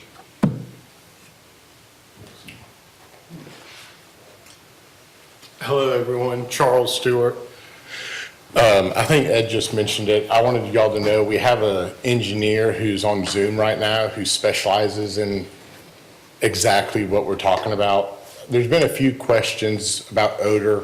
Some of our competitors have hired firms to try and oppose us. If we have any questions, he can address them. When it comes to odor, odor is a chemical reaction that occurs from the decomposition of material, releasing sulfur, carbon, and other kinds of gases. There won't be anything here long enough. It'll be moved the same day. So there won't be any gases eliminated that are being released to cause this odor. Sulfur dioxide will not be a byproduct of this facility. It will just be trash in, trash out. And to some of the questions about, do you want to live next to a place like this? I used to. I don't know how many people here are familiar with Wilmington Island and the dump on Concord Road. That Concord's pretty much the same thing we're going to be doing. Ours is honestly going to be a little bit cleaner, a little more contained. Concord is out in the open because it's a government facility and they adopted a permit from an old landfill. Those facilities such as Concord, the Bacon Park Transfer Station, the Chevis Road dump, those actually have more leniency than what we will be having. So I ask everybody to ask any questions you may have before y'all vote and listen to the answers that we have to say. We would be happy to take any additional time needed to try and answer any further questions, but we believe we have tried our best to paint a picture for y'all as is. So we wish y'all a good day. Any questions from the board? Ms. Jarrett? I have a couple of questions. The first one is about the building. Somebody was saying that the fact that we had a 3-sided building was not a good thing. It seemed to me that I remembered that it was part of the regulations. I'm not sure if it's, could you come up and clarify for me, please? Again, Ben Summerlin for the petitioner. That is correct. The regulation requires that it can't be fully enclosed for a transfer station. So. Okay. The other thing that I wanted to ask was about the meeting with the Tremont Park Association. You said that you tried a lot of times, and they said that nobody reached out to them. Where is our disconnect? Can you clarify? I don't think there is a disconnect, respectfully. We have, if you'd like to see the text messages, we'll give them to you. We reached out specifically to the individual that said that she had not been reached out to. We actually reached out before the July meeting. There was a supposed miscommunication on that. I believe we got cell phone numbers based on that. We had text messages with that individual that the trail ultimately went cold. Did you talk with the city about who to contact at the Tremont Park Neighborhood Association? We know who to contact. It's the association and the various members of their. It did their look like their regulatory- meetings were posted on the city website, so. And are you saying that they would be open to us coming to those meetings? It seems like that's an we were informed alternative that they would- anyway. Based on everything we were, all of the discussions we had, it didn't seem as though we were welcome at those meetings. I'm sorry? It didn't seem as though we were welcome at those meetings. Okay, thank you. May I address the question about the three-sided building? No, sir. The public comment is over. Okay. Mr.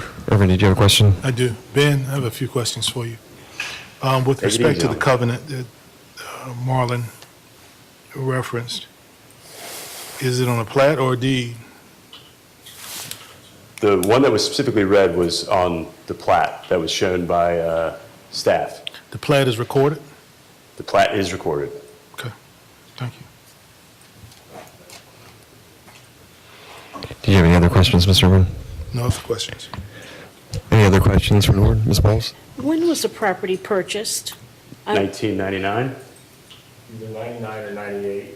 We bought it, sorry, Charles Stewart. The property was purchased in 99 or 98. It was purchased in partnership with the city of Savannah, or I guess the proper word is with advice from the city of Savannah, because there was no other use for this property, and since it was an old landfill, at the time, this was what they had deemed the best use for this property with our history and how long we had been in business. That just brings me to the point of the question I asked earlier about the service area. If it's within a mile of the city of Savannah, why this site is what I was trying to get at. Because of environmental justice issues, because it's a wetland, because of the traffic, why this site and not another? Well, That's what I was trying to get at. this site is centrally located to the communities that we service in Savannah. So it allows our trucks to leave a point, drive, pick up a route, and then come back to our office and clock out and then go home. So if we were located, say, in Bloomingdale, then in order to service the community of Wilmington Island per se, or Georgetown, we would have to drive X number of miles further. And when it comes to operating a garbage truck, we burn almost 5 gallons an hour. So we try to be centrally located between our customer base. Any other questions from the board? Any discussion?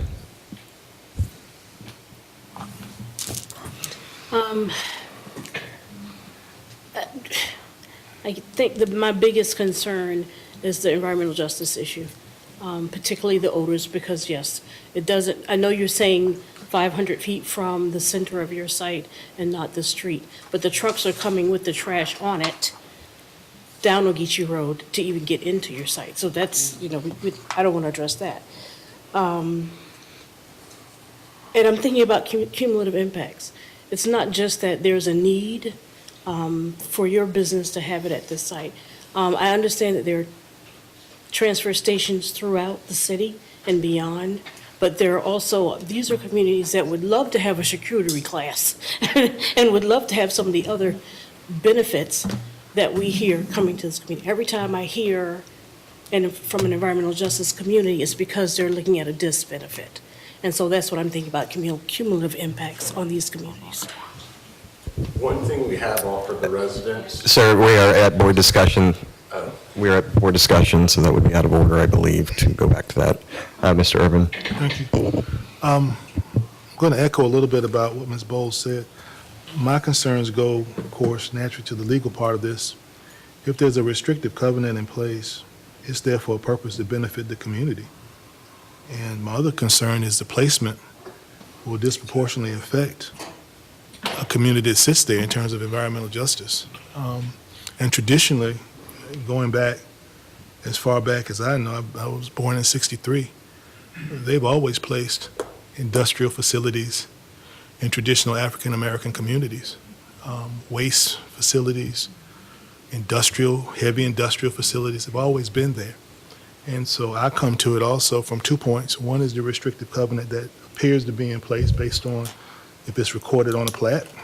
And of course, secondly, the environmental justice standpoint of it. Those are my two major concerns beyond anything else. Any other discussion? Yes. My concern is that I think there's elements here that this could potentially benefit the city, but I think this application needs a whole lot of work. And I heard more questions than I did from the last time. And my suggestion is we consider giving them 60 days to come back and to tell us what they're going to do for the community, not what the community is going to do for them. Mr. Welch? Mr. Natrika, I kind of disagree with that. They've been given an opportunity to get back with this community. Again, I feel ABC is ill-prepared here today. You're not reaching out to the community. I never heard of doing that by text. Some of these people here probably don't even text. Maybe the grandkids do. But the fact remains, I have never heard a community say, or anybody come up here and say they didn't feel welcome by their community to explain what was going on anything brought before us that I can recall. That baffles me right there. And Mr. Vasquez comes up here and he talks about the odor. And that is a problem. And putting mist on it doesn't put the fire out either. But I just feel that, in my opinion, this is not the place for this facility. Now, I'm going to say that. That's not just because what I feel for the people of Tremont. I envision Savannah coming through Savannah one day, coming through 516, entering Durant Avenue as a gateway that we've talked about here for years. And I sure as heck don't want to smell Union Camp again. And if anybody knows, if you drive down President Street, talk about waste. Go down President and Wheaton. Not that I go out at midnight anymore, but go by there at 10 o'clock at night. Take a deep breath, man, and make you want to puke. And that's what's being pumped under our grounds to go to the waste station. And if you ever flew over, which you probably have, I flew for 9 years to work, over the Savannah River, going over this waste station, what was pumped in our Savannah River blew my mind. And it was all coming from Union Camp, most of it. So you didn't smell it anymore in the air. It was underground. So my concern is, where would this wastewater go? Eventually, you're going to be tied into the city of Savannah sewer system, so it's going to be pumped. So with that, that's a major concern. I feel y'all ill-prepared for this once again, and to give them another 60 days, we're going to still be right where we are today. I think we should go ahead and pass a vote. Any other discussion? You look like you want to speak, Ms. Wilson. I do. Sorry. So my concern is following the permitted uses and putting things correctly in the zones that they were designated for. This is a light industrial zone. A transfer station is a heavy industrial use. Light industrial zones are there to try and be more compatible when it is surrounded by residential. They are not to create any type of nuisance, any type of noise, any type of odor, and they are primarily to be contained inside. And throughout the years, I have seen things being passed that are not where they should be and not following with the comprehensive plan, and it continues to put communities, marginalized communities, and other communities in situations like this. And so I feel very strongly about the comprehensive plan was thoughtfully planned, and it has places allocated to where they need to be, and this is not the place for a waste transfer station. Ms. Jarrett? I somewhat agree with Ms. Wilson's appraisal there.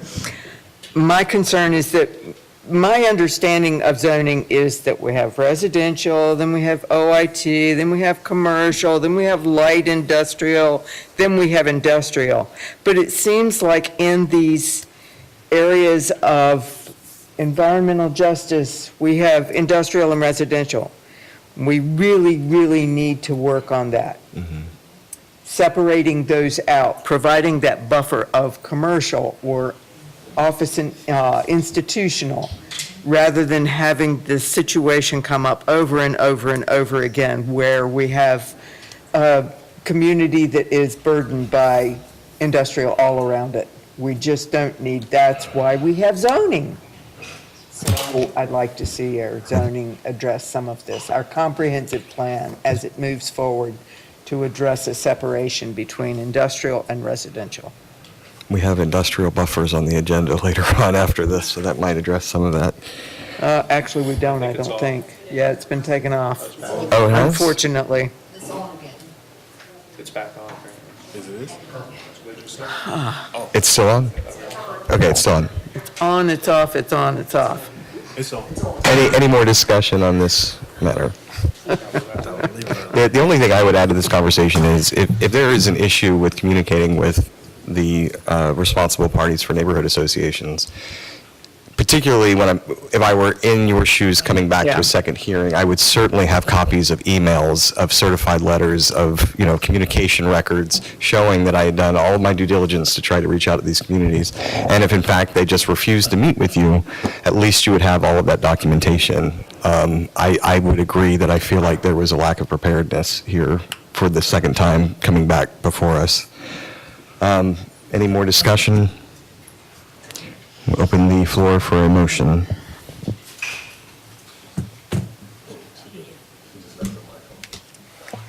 Sorry.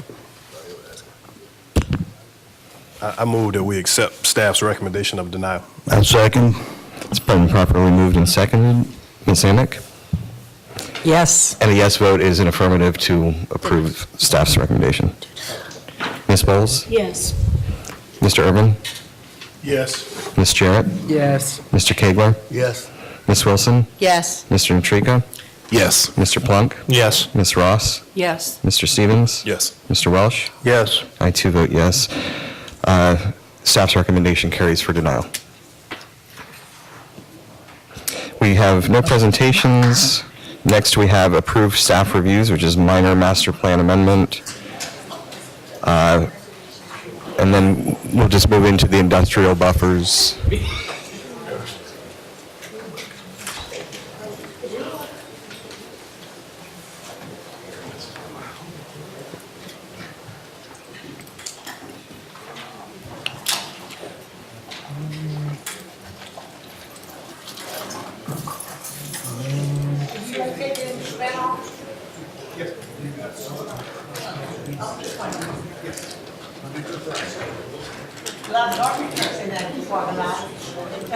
Welcome to the MPC.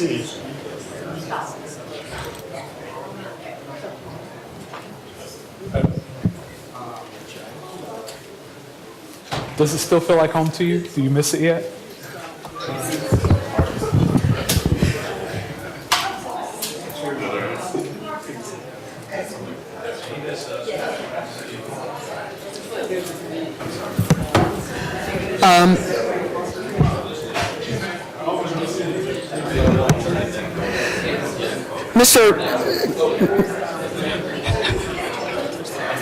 Mr. Chairman.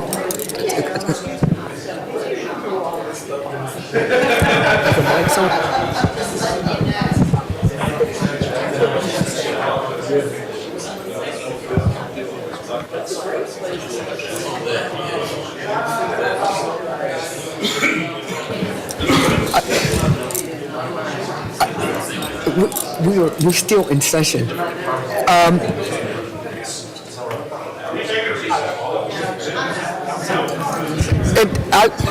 Mr. Chairman, Yes, Mr. are we Wilson. doing a recess or are we continuing? I'm sorry? Are we having a recess or? We are not having a recess. Okay, so I just wanted to make sure that we still have folks in the public that Yes, are yeah. waiting for the I'm trying to presentation. And This is just a presentation. There are no votes being taken. on there's this no presentation. vote or anything that's going to be taken with this. And this is basically something that's an outcome from jointly working with the city and the county and MPC staff on coming up with recommendation to address an issue and a concern that the people in the community had. So Marcus Latson is here on behalf of the county, and John, I'm not even going to try to pronounce, John's Enigot is here for the city to answer and address any questions and concerns that you might have. So Okay, just wanted to have that for the record. I do have speaker cards, and I'm just trying to determine if it's appropriate or not to have public comment on this. The other thing that I was going to say is, because you do have the speaker cards, that the way that we approached doing this was that we also had people that lived in the community that participated in the discussion, and a number of the folks that participated in helping to write this, Ms. Wilson was also part of that group, are here to offer their support and to provide any information. But this was a project that we included the people that lived in the community that was advocating for there to be some change, and that's why you have the speaker cards. Okay, I'm just wondering if it's appropriate to have public comment on a presentation. No. That basically is, if you have a specific question, I'm sorry, if you've got a specific question. Okay. If you have a specific question about something and you wanted to know what the neighborhood or get some feedback from them, you're more than welcome to ask them a question. You know that they're here. That's one of the benefits of having the speaker card. But as far as letting them give formal comments, they can do that when this comes back for an actual recommendation for amendment change. So we're in the presentation, then we hear the recommendation. No, you're basically, this is just basically other business to let you know that this item, which was something that was very important to the community, as well as to several board members. Will it come back to us for a vote? It will definitely come back to you That's what I was looking for. Thank you. with a staff report and a recommendation, and it will go to both boards. It'll go to the county and it'll go to the city. And this, the benefit of this is that it will be one of the few ordinances that's consistent across the city and the county, because everybody worked together. And just for the record, the three speaker cards are all in favor. So there's not contention there. Okay, that's great, but that's the benefit, is that when it comes back, it'll go to both city and county. And as I said, this was a joint project where we had full participation from everybody. And I do, just because they did fill out speaker cards, I do want to acknowledge Diane Brannon, Carrie Bieber, and Ms. Laura Mackey for being here today. Also, again, expressing support, but because this is a presentation, we're not going to have public comment, but I appreciate you being here. And Ms. Mackey, thank you for letting me get married on your beautiful property. It was wonderful. Just celebrated 2 years, so thank you. And Mr. Watson, it's good to have you in the house again. Thank you, Mr. Chairman, and members of the commission. Good to see everybody here today. And I'm going to be very brief. As Ms. Wilson indicated, the city, county, and MPC staff have been working together on this initiative that was a joint kind of city-county project that was initiated by the managers, the city and county managers some time ago. And the intent was to address and strengthen the buffer requirements for incompatible uses, specifically between industrial and residential uses, as we saw here in your last petition that you heard. As Ms. Wilson also mentioned, one of the main goals of this project is to marry the city and county regulations, one, to make it easier for citizens to understand what's required in a given situation. Everybody doesn't know where they live, believe it or not. Two, to give some clarity to the development community when they're coming in to Chatham County. And just in terms of some of the history, this issue really goes back, I would say, probably to the mid-2000s when we started seeing much greater scale in the warehouse industry than we had prior to that. Some construction techniques changed, which allowed these buildings to be much, much larger than any of our ordinances would have predicted. And then at the same time, we were going through the update of the city's zoning ordinance. And even at that time, those regulations really didn't account for the things that we see now with the 1 million square foot plus warehouses. That, along with the sort of industrial boom that we had locally because of the port and some of the other growth in the industrial sector, we were seeing folks in the development community looking for property wherever they could put a warehouse, they were going to find it and try to put one there.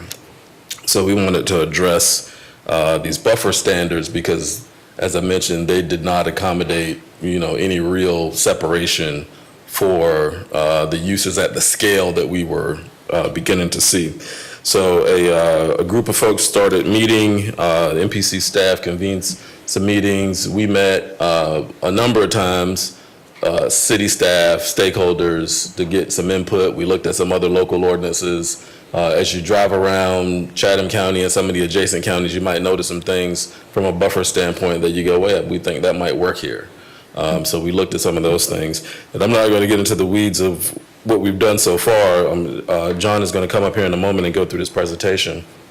But I just wanted to kind of lay out, the kind of unity that's happening now between the city and county and MPC staff to address this, the need for it, and, the fact that we want to push this forward as soon as possible.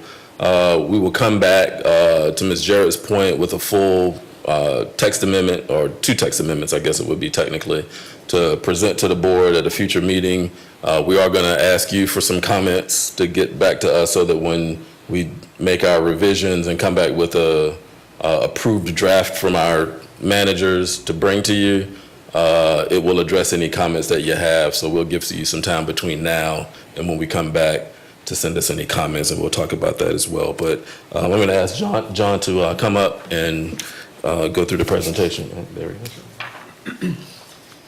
All right, thank you, Marcus. I'm John Anagnost from the City of Savannah Planning and Urban Design Department.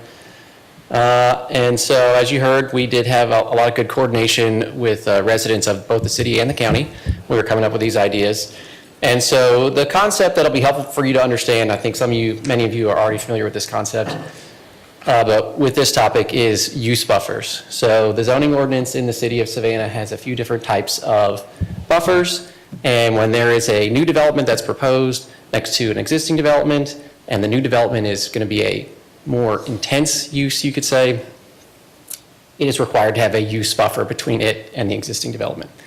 And so the way the city ordinance does that is by assigning all the different uses that are in our use table into different classes that go from 1 to 6. So 1 is the lowest intensity, that's like single family houses, and then 6 is the most intense. And so what this draft ordinance would do is create a category 7. So there would be a new class that the highest intensity industrial uses would be put into, and they would have their own special type of buffer. And so currently the largest use buffer that is written in the zoning ordinance is 40 feet wide. So that's 40 foot width parallel to the property boundary where that property is adjacent to that lower intensity use. This change would create a new buffer that would be 100 feet wide, so more than double the largest existing buffer that we have currently. The other thing that this proposal does is to require a berm. So all the other use buffers require some combination of large trees, small trees, shrubs, and sometimes a fence, depending on the width of the buffer. None of them require a berm currently. So this would introduce that concept. It's a new concept for our ordinance. And so that gives you, and it would also require plantings of large trees, small trees, and shrubs, and a fence. So we're basically taking our largest buffer, we're making it more than double the width, and then the plantings go up proportionately as well, so it can't be sparsely planted, and then a buffer is added. So all those things put together create a visual screen, they create a block for sound, hopefully the berm does a little bit for vibration, those types of things. So really creating a much better way of protecting adjacent properties from that use. The other thing you'll see here is a height restriction. So we currently have in all of our commercial districts, or all of our non-residential districts, if it's adjacent to a lower height, or basically single-family district, the height is restricted within a certain distance of that. With this new buffer, we know that buildings are not going to be within 50 feet, which is the way that that height restriction currently applies. When you're within 50 feet of the adjacent property, then you can step up the height once you get past 50 feet. Well, they're already going to be past 50 feet because of the width of this buffer. So we really had to look back at that and say that height restriction needs to be adjusted to reflect that there's now a larger buffer. So basically starts that height restriction deeper into the property where a building actually could be located. Let's see. Oh, sorry, there's your drawing of the berm. And so these exhibits, or these images are in the zoning ordinance that show basically how you can install these buffers. So we would have a new image that would show the berm. And let's see. We also have a series of standards that would go with this. So we looked into berm requirements from a bunch of different jurisdictions in different states in the United States, and looked at what types of things do they regulate when they require a berm as part of a buffer. And so these were the topics that were most common in those other regulations, and so we've incorporated a number of these as well. All right, one other thing to note, 100 feet wide can take up a significant piece of property if the site is not that large to begin with. And so we have built in a relief mechanism so that you're not seeing variance requests all the time. These would still be eligible for variances, so this is not going to foreclose on the possibility of someone having this 100-foot buffer requirement applied to their site permit and still come to this board and ask for some relief from that. But we have a built-in relief mechanism which says when the site is less than 10 acres, and that size was chosen by looking at a series of different sites around Savannah's jurisdiction and seeing what are the general scales that we see. And it's basically once you get above 10 acres, that's when we start to see them ballooning in size.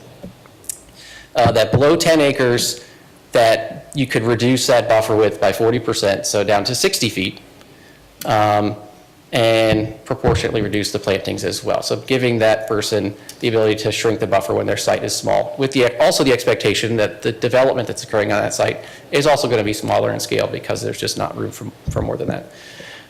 Then conversely, when there is a very large site, we have added additional requirements, which says you have to have a taller berm, and then there's no fence or wall required, essentially, because the berm would take the place of the fence or wall by being taller. So that's the basics of it, is really just to create more buffering when a intense industrial use is adjacent to a very low intensity use. Now, going back to that original topic of the use classes, that also gives us the ability to scale the buffer requirement based on how intense the adjacent use is. So this is very effective if you have an industrial use that's directly adjacent to single-family residential or other low-density residential. The difference between the two classes decides what size of buffer you need. So this 100-foot buffer would apply with industrial next to single-family. If it's industrial next to, say, self-service storage or a gas station, car repair, car dealership, those things are already class 4 or 5 to begin with. They are not going to require this buffer be installed. It'll be a smaller buffer, probably the type C buffer, which is a 20 or 25-foot buffer. So this gives us a lot of ability to tailor how much of this requirement applies or what size of buffer applies depending on what that adjacent use is. John, quick question for you. I understand this contemplates for adjacency. How does it treat if the industrial piece of property is across the street from a residential neighborhood?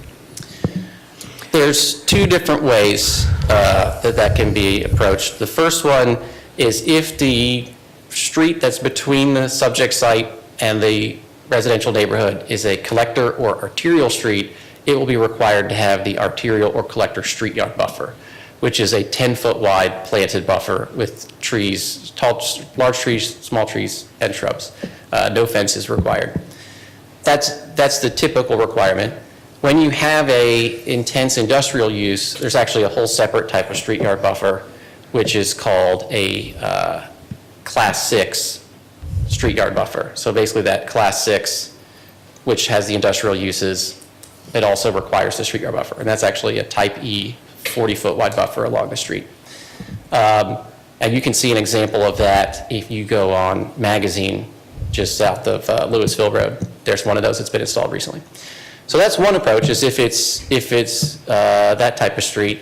The other thing is if it's a local street, then if an industrial use is across a local street from a single-family neighborhood, you apply the use buffer as if they were adjacent. So that's basically what it says in the ordinances. If you're across a local street, then you're gonna put in that use buffer along your street frontage as if you were adjacent. Do you get to include the street frontage as part of the buffer? You mean the portion of the outside of the curb, but in the right-of-way, basically? Correct. There is a provision in the ordinance that says if the developer has difficulty meeting the buffer requirement on their own property, they can request to put some of the planting in the right-of-way. Now, if you're starting with a clean site, then it's hard to make that argument.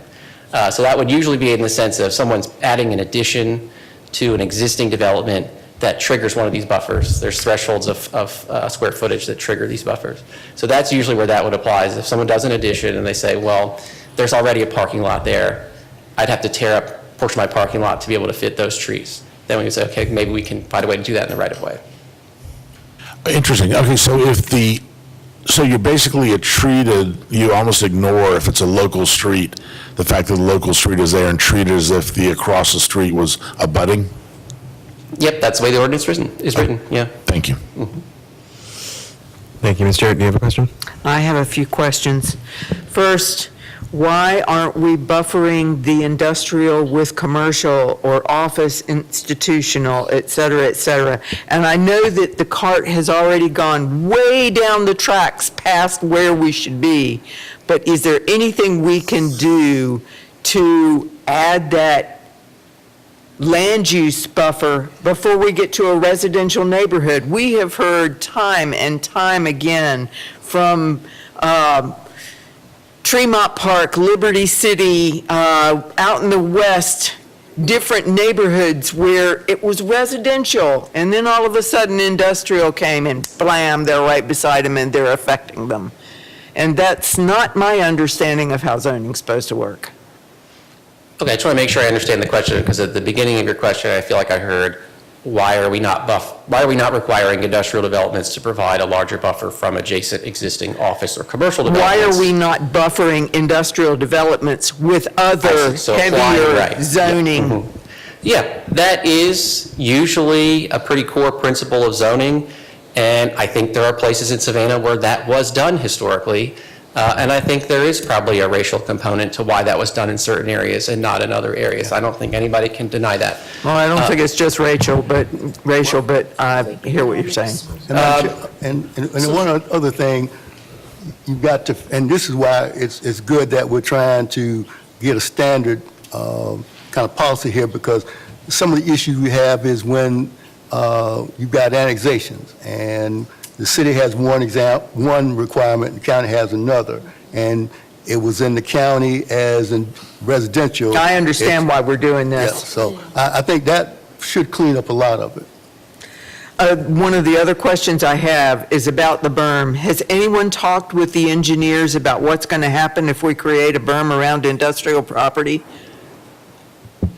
Well, I just want to finish your previous question. Okay. Which is, I do think we want to look proactively at changing our future land use map. So and our zoning comprehensive map. plan, right?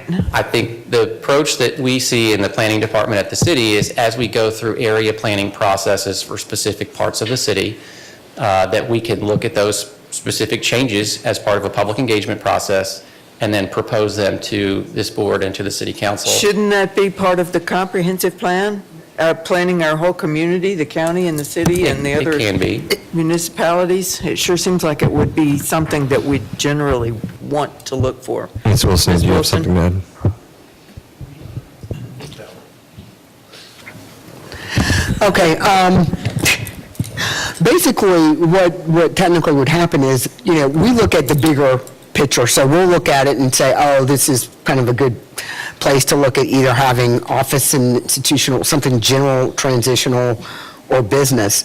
But this area, just like others, really need to have an area plan.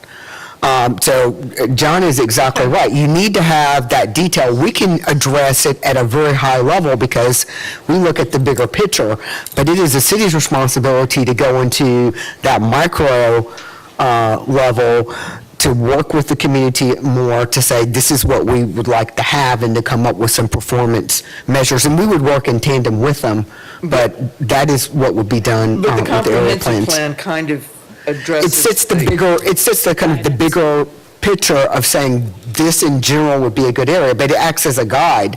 The area plan provides more of the detail. Specific details. Yes. Understood. Yeah, and, like I said, the result of the area planning process would be a recommendation to change the future land use map, which lives within the comprehensive plan, and to, if the council, if it's their desire, to proactively change the zoning map, which obviously is a bigger political lift. Now, back to your other question about engineers. Was your question about engineers and berms, was that about storm drainage? Yes. Okay, so the way, we have a draft of this ordinance, we did, like I said, looked at different jurisdictions for examples, and that was one of the things that we noticed in a lot of other jurisdictions was having carve-outs for if you need to have a hole in that berm for drainage purposes, yes, that is something that would be allowed to cross a berm. And we already have provisions in our ordinance that talk about a number of other things that are allowed to cross use buffers, like water and sewer, utility easements, power easements, things like that. So, we would just add it to that list of things of saying, yes, if you need these, if these things are a requirement of your site permit that you provide this infrastructure, yes, you can put a gap in the berm to provide for that. Okay. One last thing that I wanted to ask. When a site plan comes in and you look at the aerial of the property, you see all these trees, can we preserve those trees in the buffer area rather than make them put in new plantings? Because the trees in the buffer area are going to provide a much better buffer than putting in new plantings. And trying to keep them from clear cutting is really what I'm talking about here. And so now we're getting into a little bit of mixing of the zoning ordinance with the park and tree ordinance. And the park and tree ordinance, in my understanding, there are two types of trees that are expressly protected, which is specimen trees, and I forget the other one, but it's basically larger than a certain diameter of tree trunk. Is you either you can't remove them, or if you do remove them, you have to pay a very large fee. Other than that, my understanding of the park and tree ordinance is you can clear and then replant to meet their landscape quality points and tree quality points. But that doesn't really help the residential people very much. Right, so what I'm getting at is we currently, our ordinance between the zoning ordinance and the landscape and tree ordinance does not require preservation as a first priority. It gives incentives, it can motivate people to do that, but there's no clear prohibition that you can't remove most of the vegetation on your site. So I think that gets into a bigger conversation that I don't think this particular amendment is going to address. I think that has to be a larger conversation of, do we want to strengthen the landscape and tree ordinance, which in my understanding, state statute does give us the authority to do that. At this point, the city has not use the maximum amount of our state authority, state-granted authority. Chairman, just want to clarify, so are you able to go through a buffer for ingress and egress? Yeah, you can have a driveway that goes through a buffer. The general rule for all the things that are allowed to cross buffers, like utilities and driveways, is that they cannot cross at more than a 75-degree angle. So it's supposed to be a direct crossing. So you can't run a driveway parallel to your buffer and say, oops, I can't provide the buffer because, gee, there's a driveway the whole length of it. Got it. Thank you. Ms. Bowles. And I just wanted to address some of the history that we were talking about with industrial buffers. I thought there was either an agreement or someplace, I don't think it's in the ordinance, about downzoning. And so is this where we should address it? So when properties change hands, we take a look at whether we can transition to, change the zoning to OIT or commercial so that there is a buffer between the residences and the industry? Well, I think that's two different concepts. So if you downzone something, then you don't need as much buffering because you won't have the intensive uses allowed anymore. And so you'll just have, the zoning allows uses that are more compatible with that area to begin with. I don't know that tying it to property changing hands, I'm not sure what you're referring to with that. At one time, there was some verbal agreement, and we both know that if it's not in writing, it's a little tricky, that anytime there was a change of property, that there would be some pursuit or review to look to see if it could be rezoned. That gets to be real tricky because you end up with property rights issues and other things of that nature. But again, by having an area plan process, it allows you to do a couple things. One, it would allow the property owners of those properties to participate. If there's discussion about rezoning those areas, they would be identified as areas to be targeted for rezoning. And to address your tree issue, there could be discussion about that as part of the area plan because you're going to have all of the parties in the room at the same time. And generally, and that's what happens in other jurisdictions before you start going in making amendments. You know, when you start talking about rezoning somebody else's property, especially here in Georgia, it gets to be really contentious. So it needs to be as transparent as possible. And I think that by going through having a really detailed discussion with this area planning process about possible zonings, at least some of the owners can see that they do have uses that are still very valuable to them. In fact, in some cases, probably more valuable if they can do some type of mixed use that would allow maybe some housing and some office and some retail and some other things, which has not necessarily happened in the past. But you're right, there was some agreement that somebody made, but it is not in writing. Yeah, and I think the topic that also brings up is nonconformities that continue. Right? As long as someone continues to operate a nonconforming use, they can in perpetuity under our current ordinance, unless they cease for more than a year, then they'd have to come before the Zoning Board of Appeals to get that use reestablished.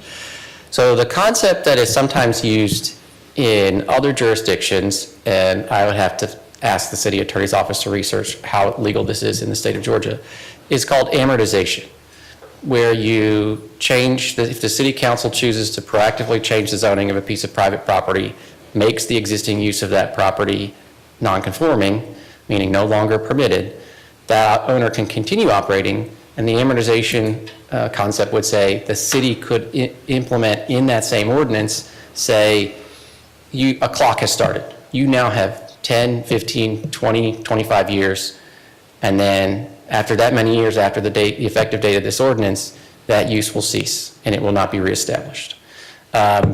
Again, I don't think we do that. That doesn't exist in our current zoning ordinance, but it could be some way of addressing what you're talking about. I like that better than the changing hands because the property may never change hands. Any other questions or comments? Beep. You have 2 minutes now, kidding, go ahead. So I was one of the citizens who worked on this with the West Side Alliance, and we had the leadership conference that addressed a lot of these things because the community in all different parts of the county were finding each other and coming together because we all had similar experiences and we were all having the same problem. And I think that some of the things that were addressed in the leadership conference that are some problems are not addressed in this presentation. And I know it is something that the West Side Alliance and the community members that have been negatively impacted by industrial encroachment are passionate about. And because we're in a public forum, I want to take just a very short time, probably less than 3 minutes, just to touch on that so that it's on the record. And please forgive me because I'm going to read so that I can click through this. So we're in the situation that we are today because for several reasons. The comprehensive plan is not being adhered to. There were designed planned spaces for industrial, and they should be allocated to those zones. I realize that one of the large industrial zones, like Rockingham Farm, is designated an industrial zone, but I have questions and concerns about how it was rezoned, what kind of community engagement there was, what the public notice was, because there has been instances where things have been rezoned under false pretenses that was presented to the public, and also instances where public notice signs were put deep into the woods on private property. We have a problem with public notice when it comes to these large-scale developments. Notices are sent out to residents. They're from only 300 feet. This is the bare minimum that's required by law. Large-scale developments like these industry and industrial parks, they require DRIs.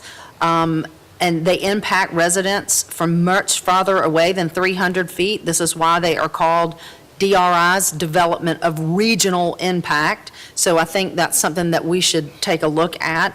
The comprehensive plan also states that municipalities need to fully utilize areas within their boundaries before annexing undeveloped, unincorporated areas. This needs to be adhered to. I'm going to skip that one. That was a little, an adequate public facilities ordinance, we've talked about that in here before.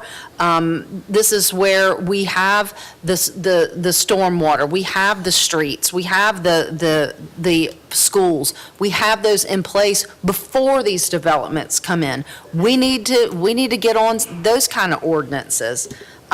Site plans are not always attached to the agenda, and they need to be. New industries that are coming up are operating under old, outdated codes and standards. The use table needs to be updated with new types of industry that's coming online, like, for example, data centers. That's going to be that's a problem that's happening in Port Wentworth right now. Also, under the city's use ordinance, 5.3.1B, the criteria to determine if a use is permitted is not stringent enough. It is so benign. It's asking like, what's your, how much money you're going to, how many employees? In the past, users sat in those meetings and misrepresented the truth when answering the criteria question, and there is no follow-up to verify. This criteria needs updating. This is why a Title V with a user with a synthetic minor air permit was going to be let into a light industrial park. Also on that user list, I think major sources of pollution with Title V's and synthetic minor air permits, they need to be listed under heavy industrial in that Class 7. Any user that is classified as an HAP, a hazardous air polluter, needs to be listed under heavy industrial and in that Class 7. And speaking to what Karen said, developers many times come in and completely clear cut to the property line. I understand that it's to save money, but you're getting rid of 100 years' worth of growth, and many times that type of growth makes for the best buffer. And then it's replaced by small, young plantings that take 10, 15, 100 years to replace what was originally there. I mean, the residents will be dead by then. Before any permits are given out, I think that it would be something to look at, Park and Tree, working with a forester to evaluate what can be kept. That was quick, huh? That was quick, thank you.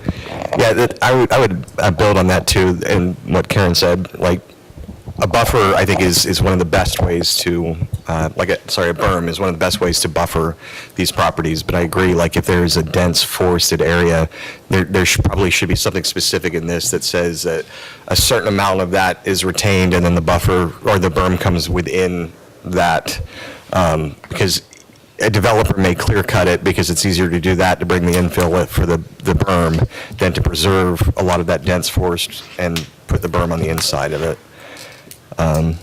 That's my 2 cents. Yeah, to say tree preservation desire. Should be prioritized. Yeah, as opposed to allowed. All right, any other discussion?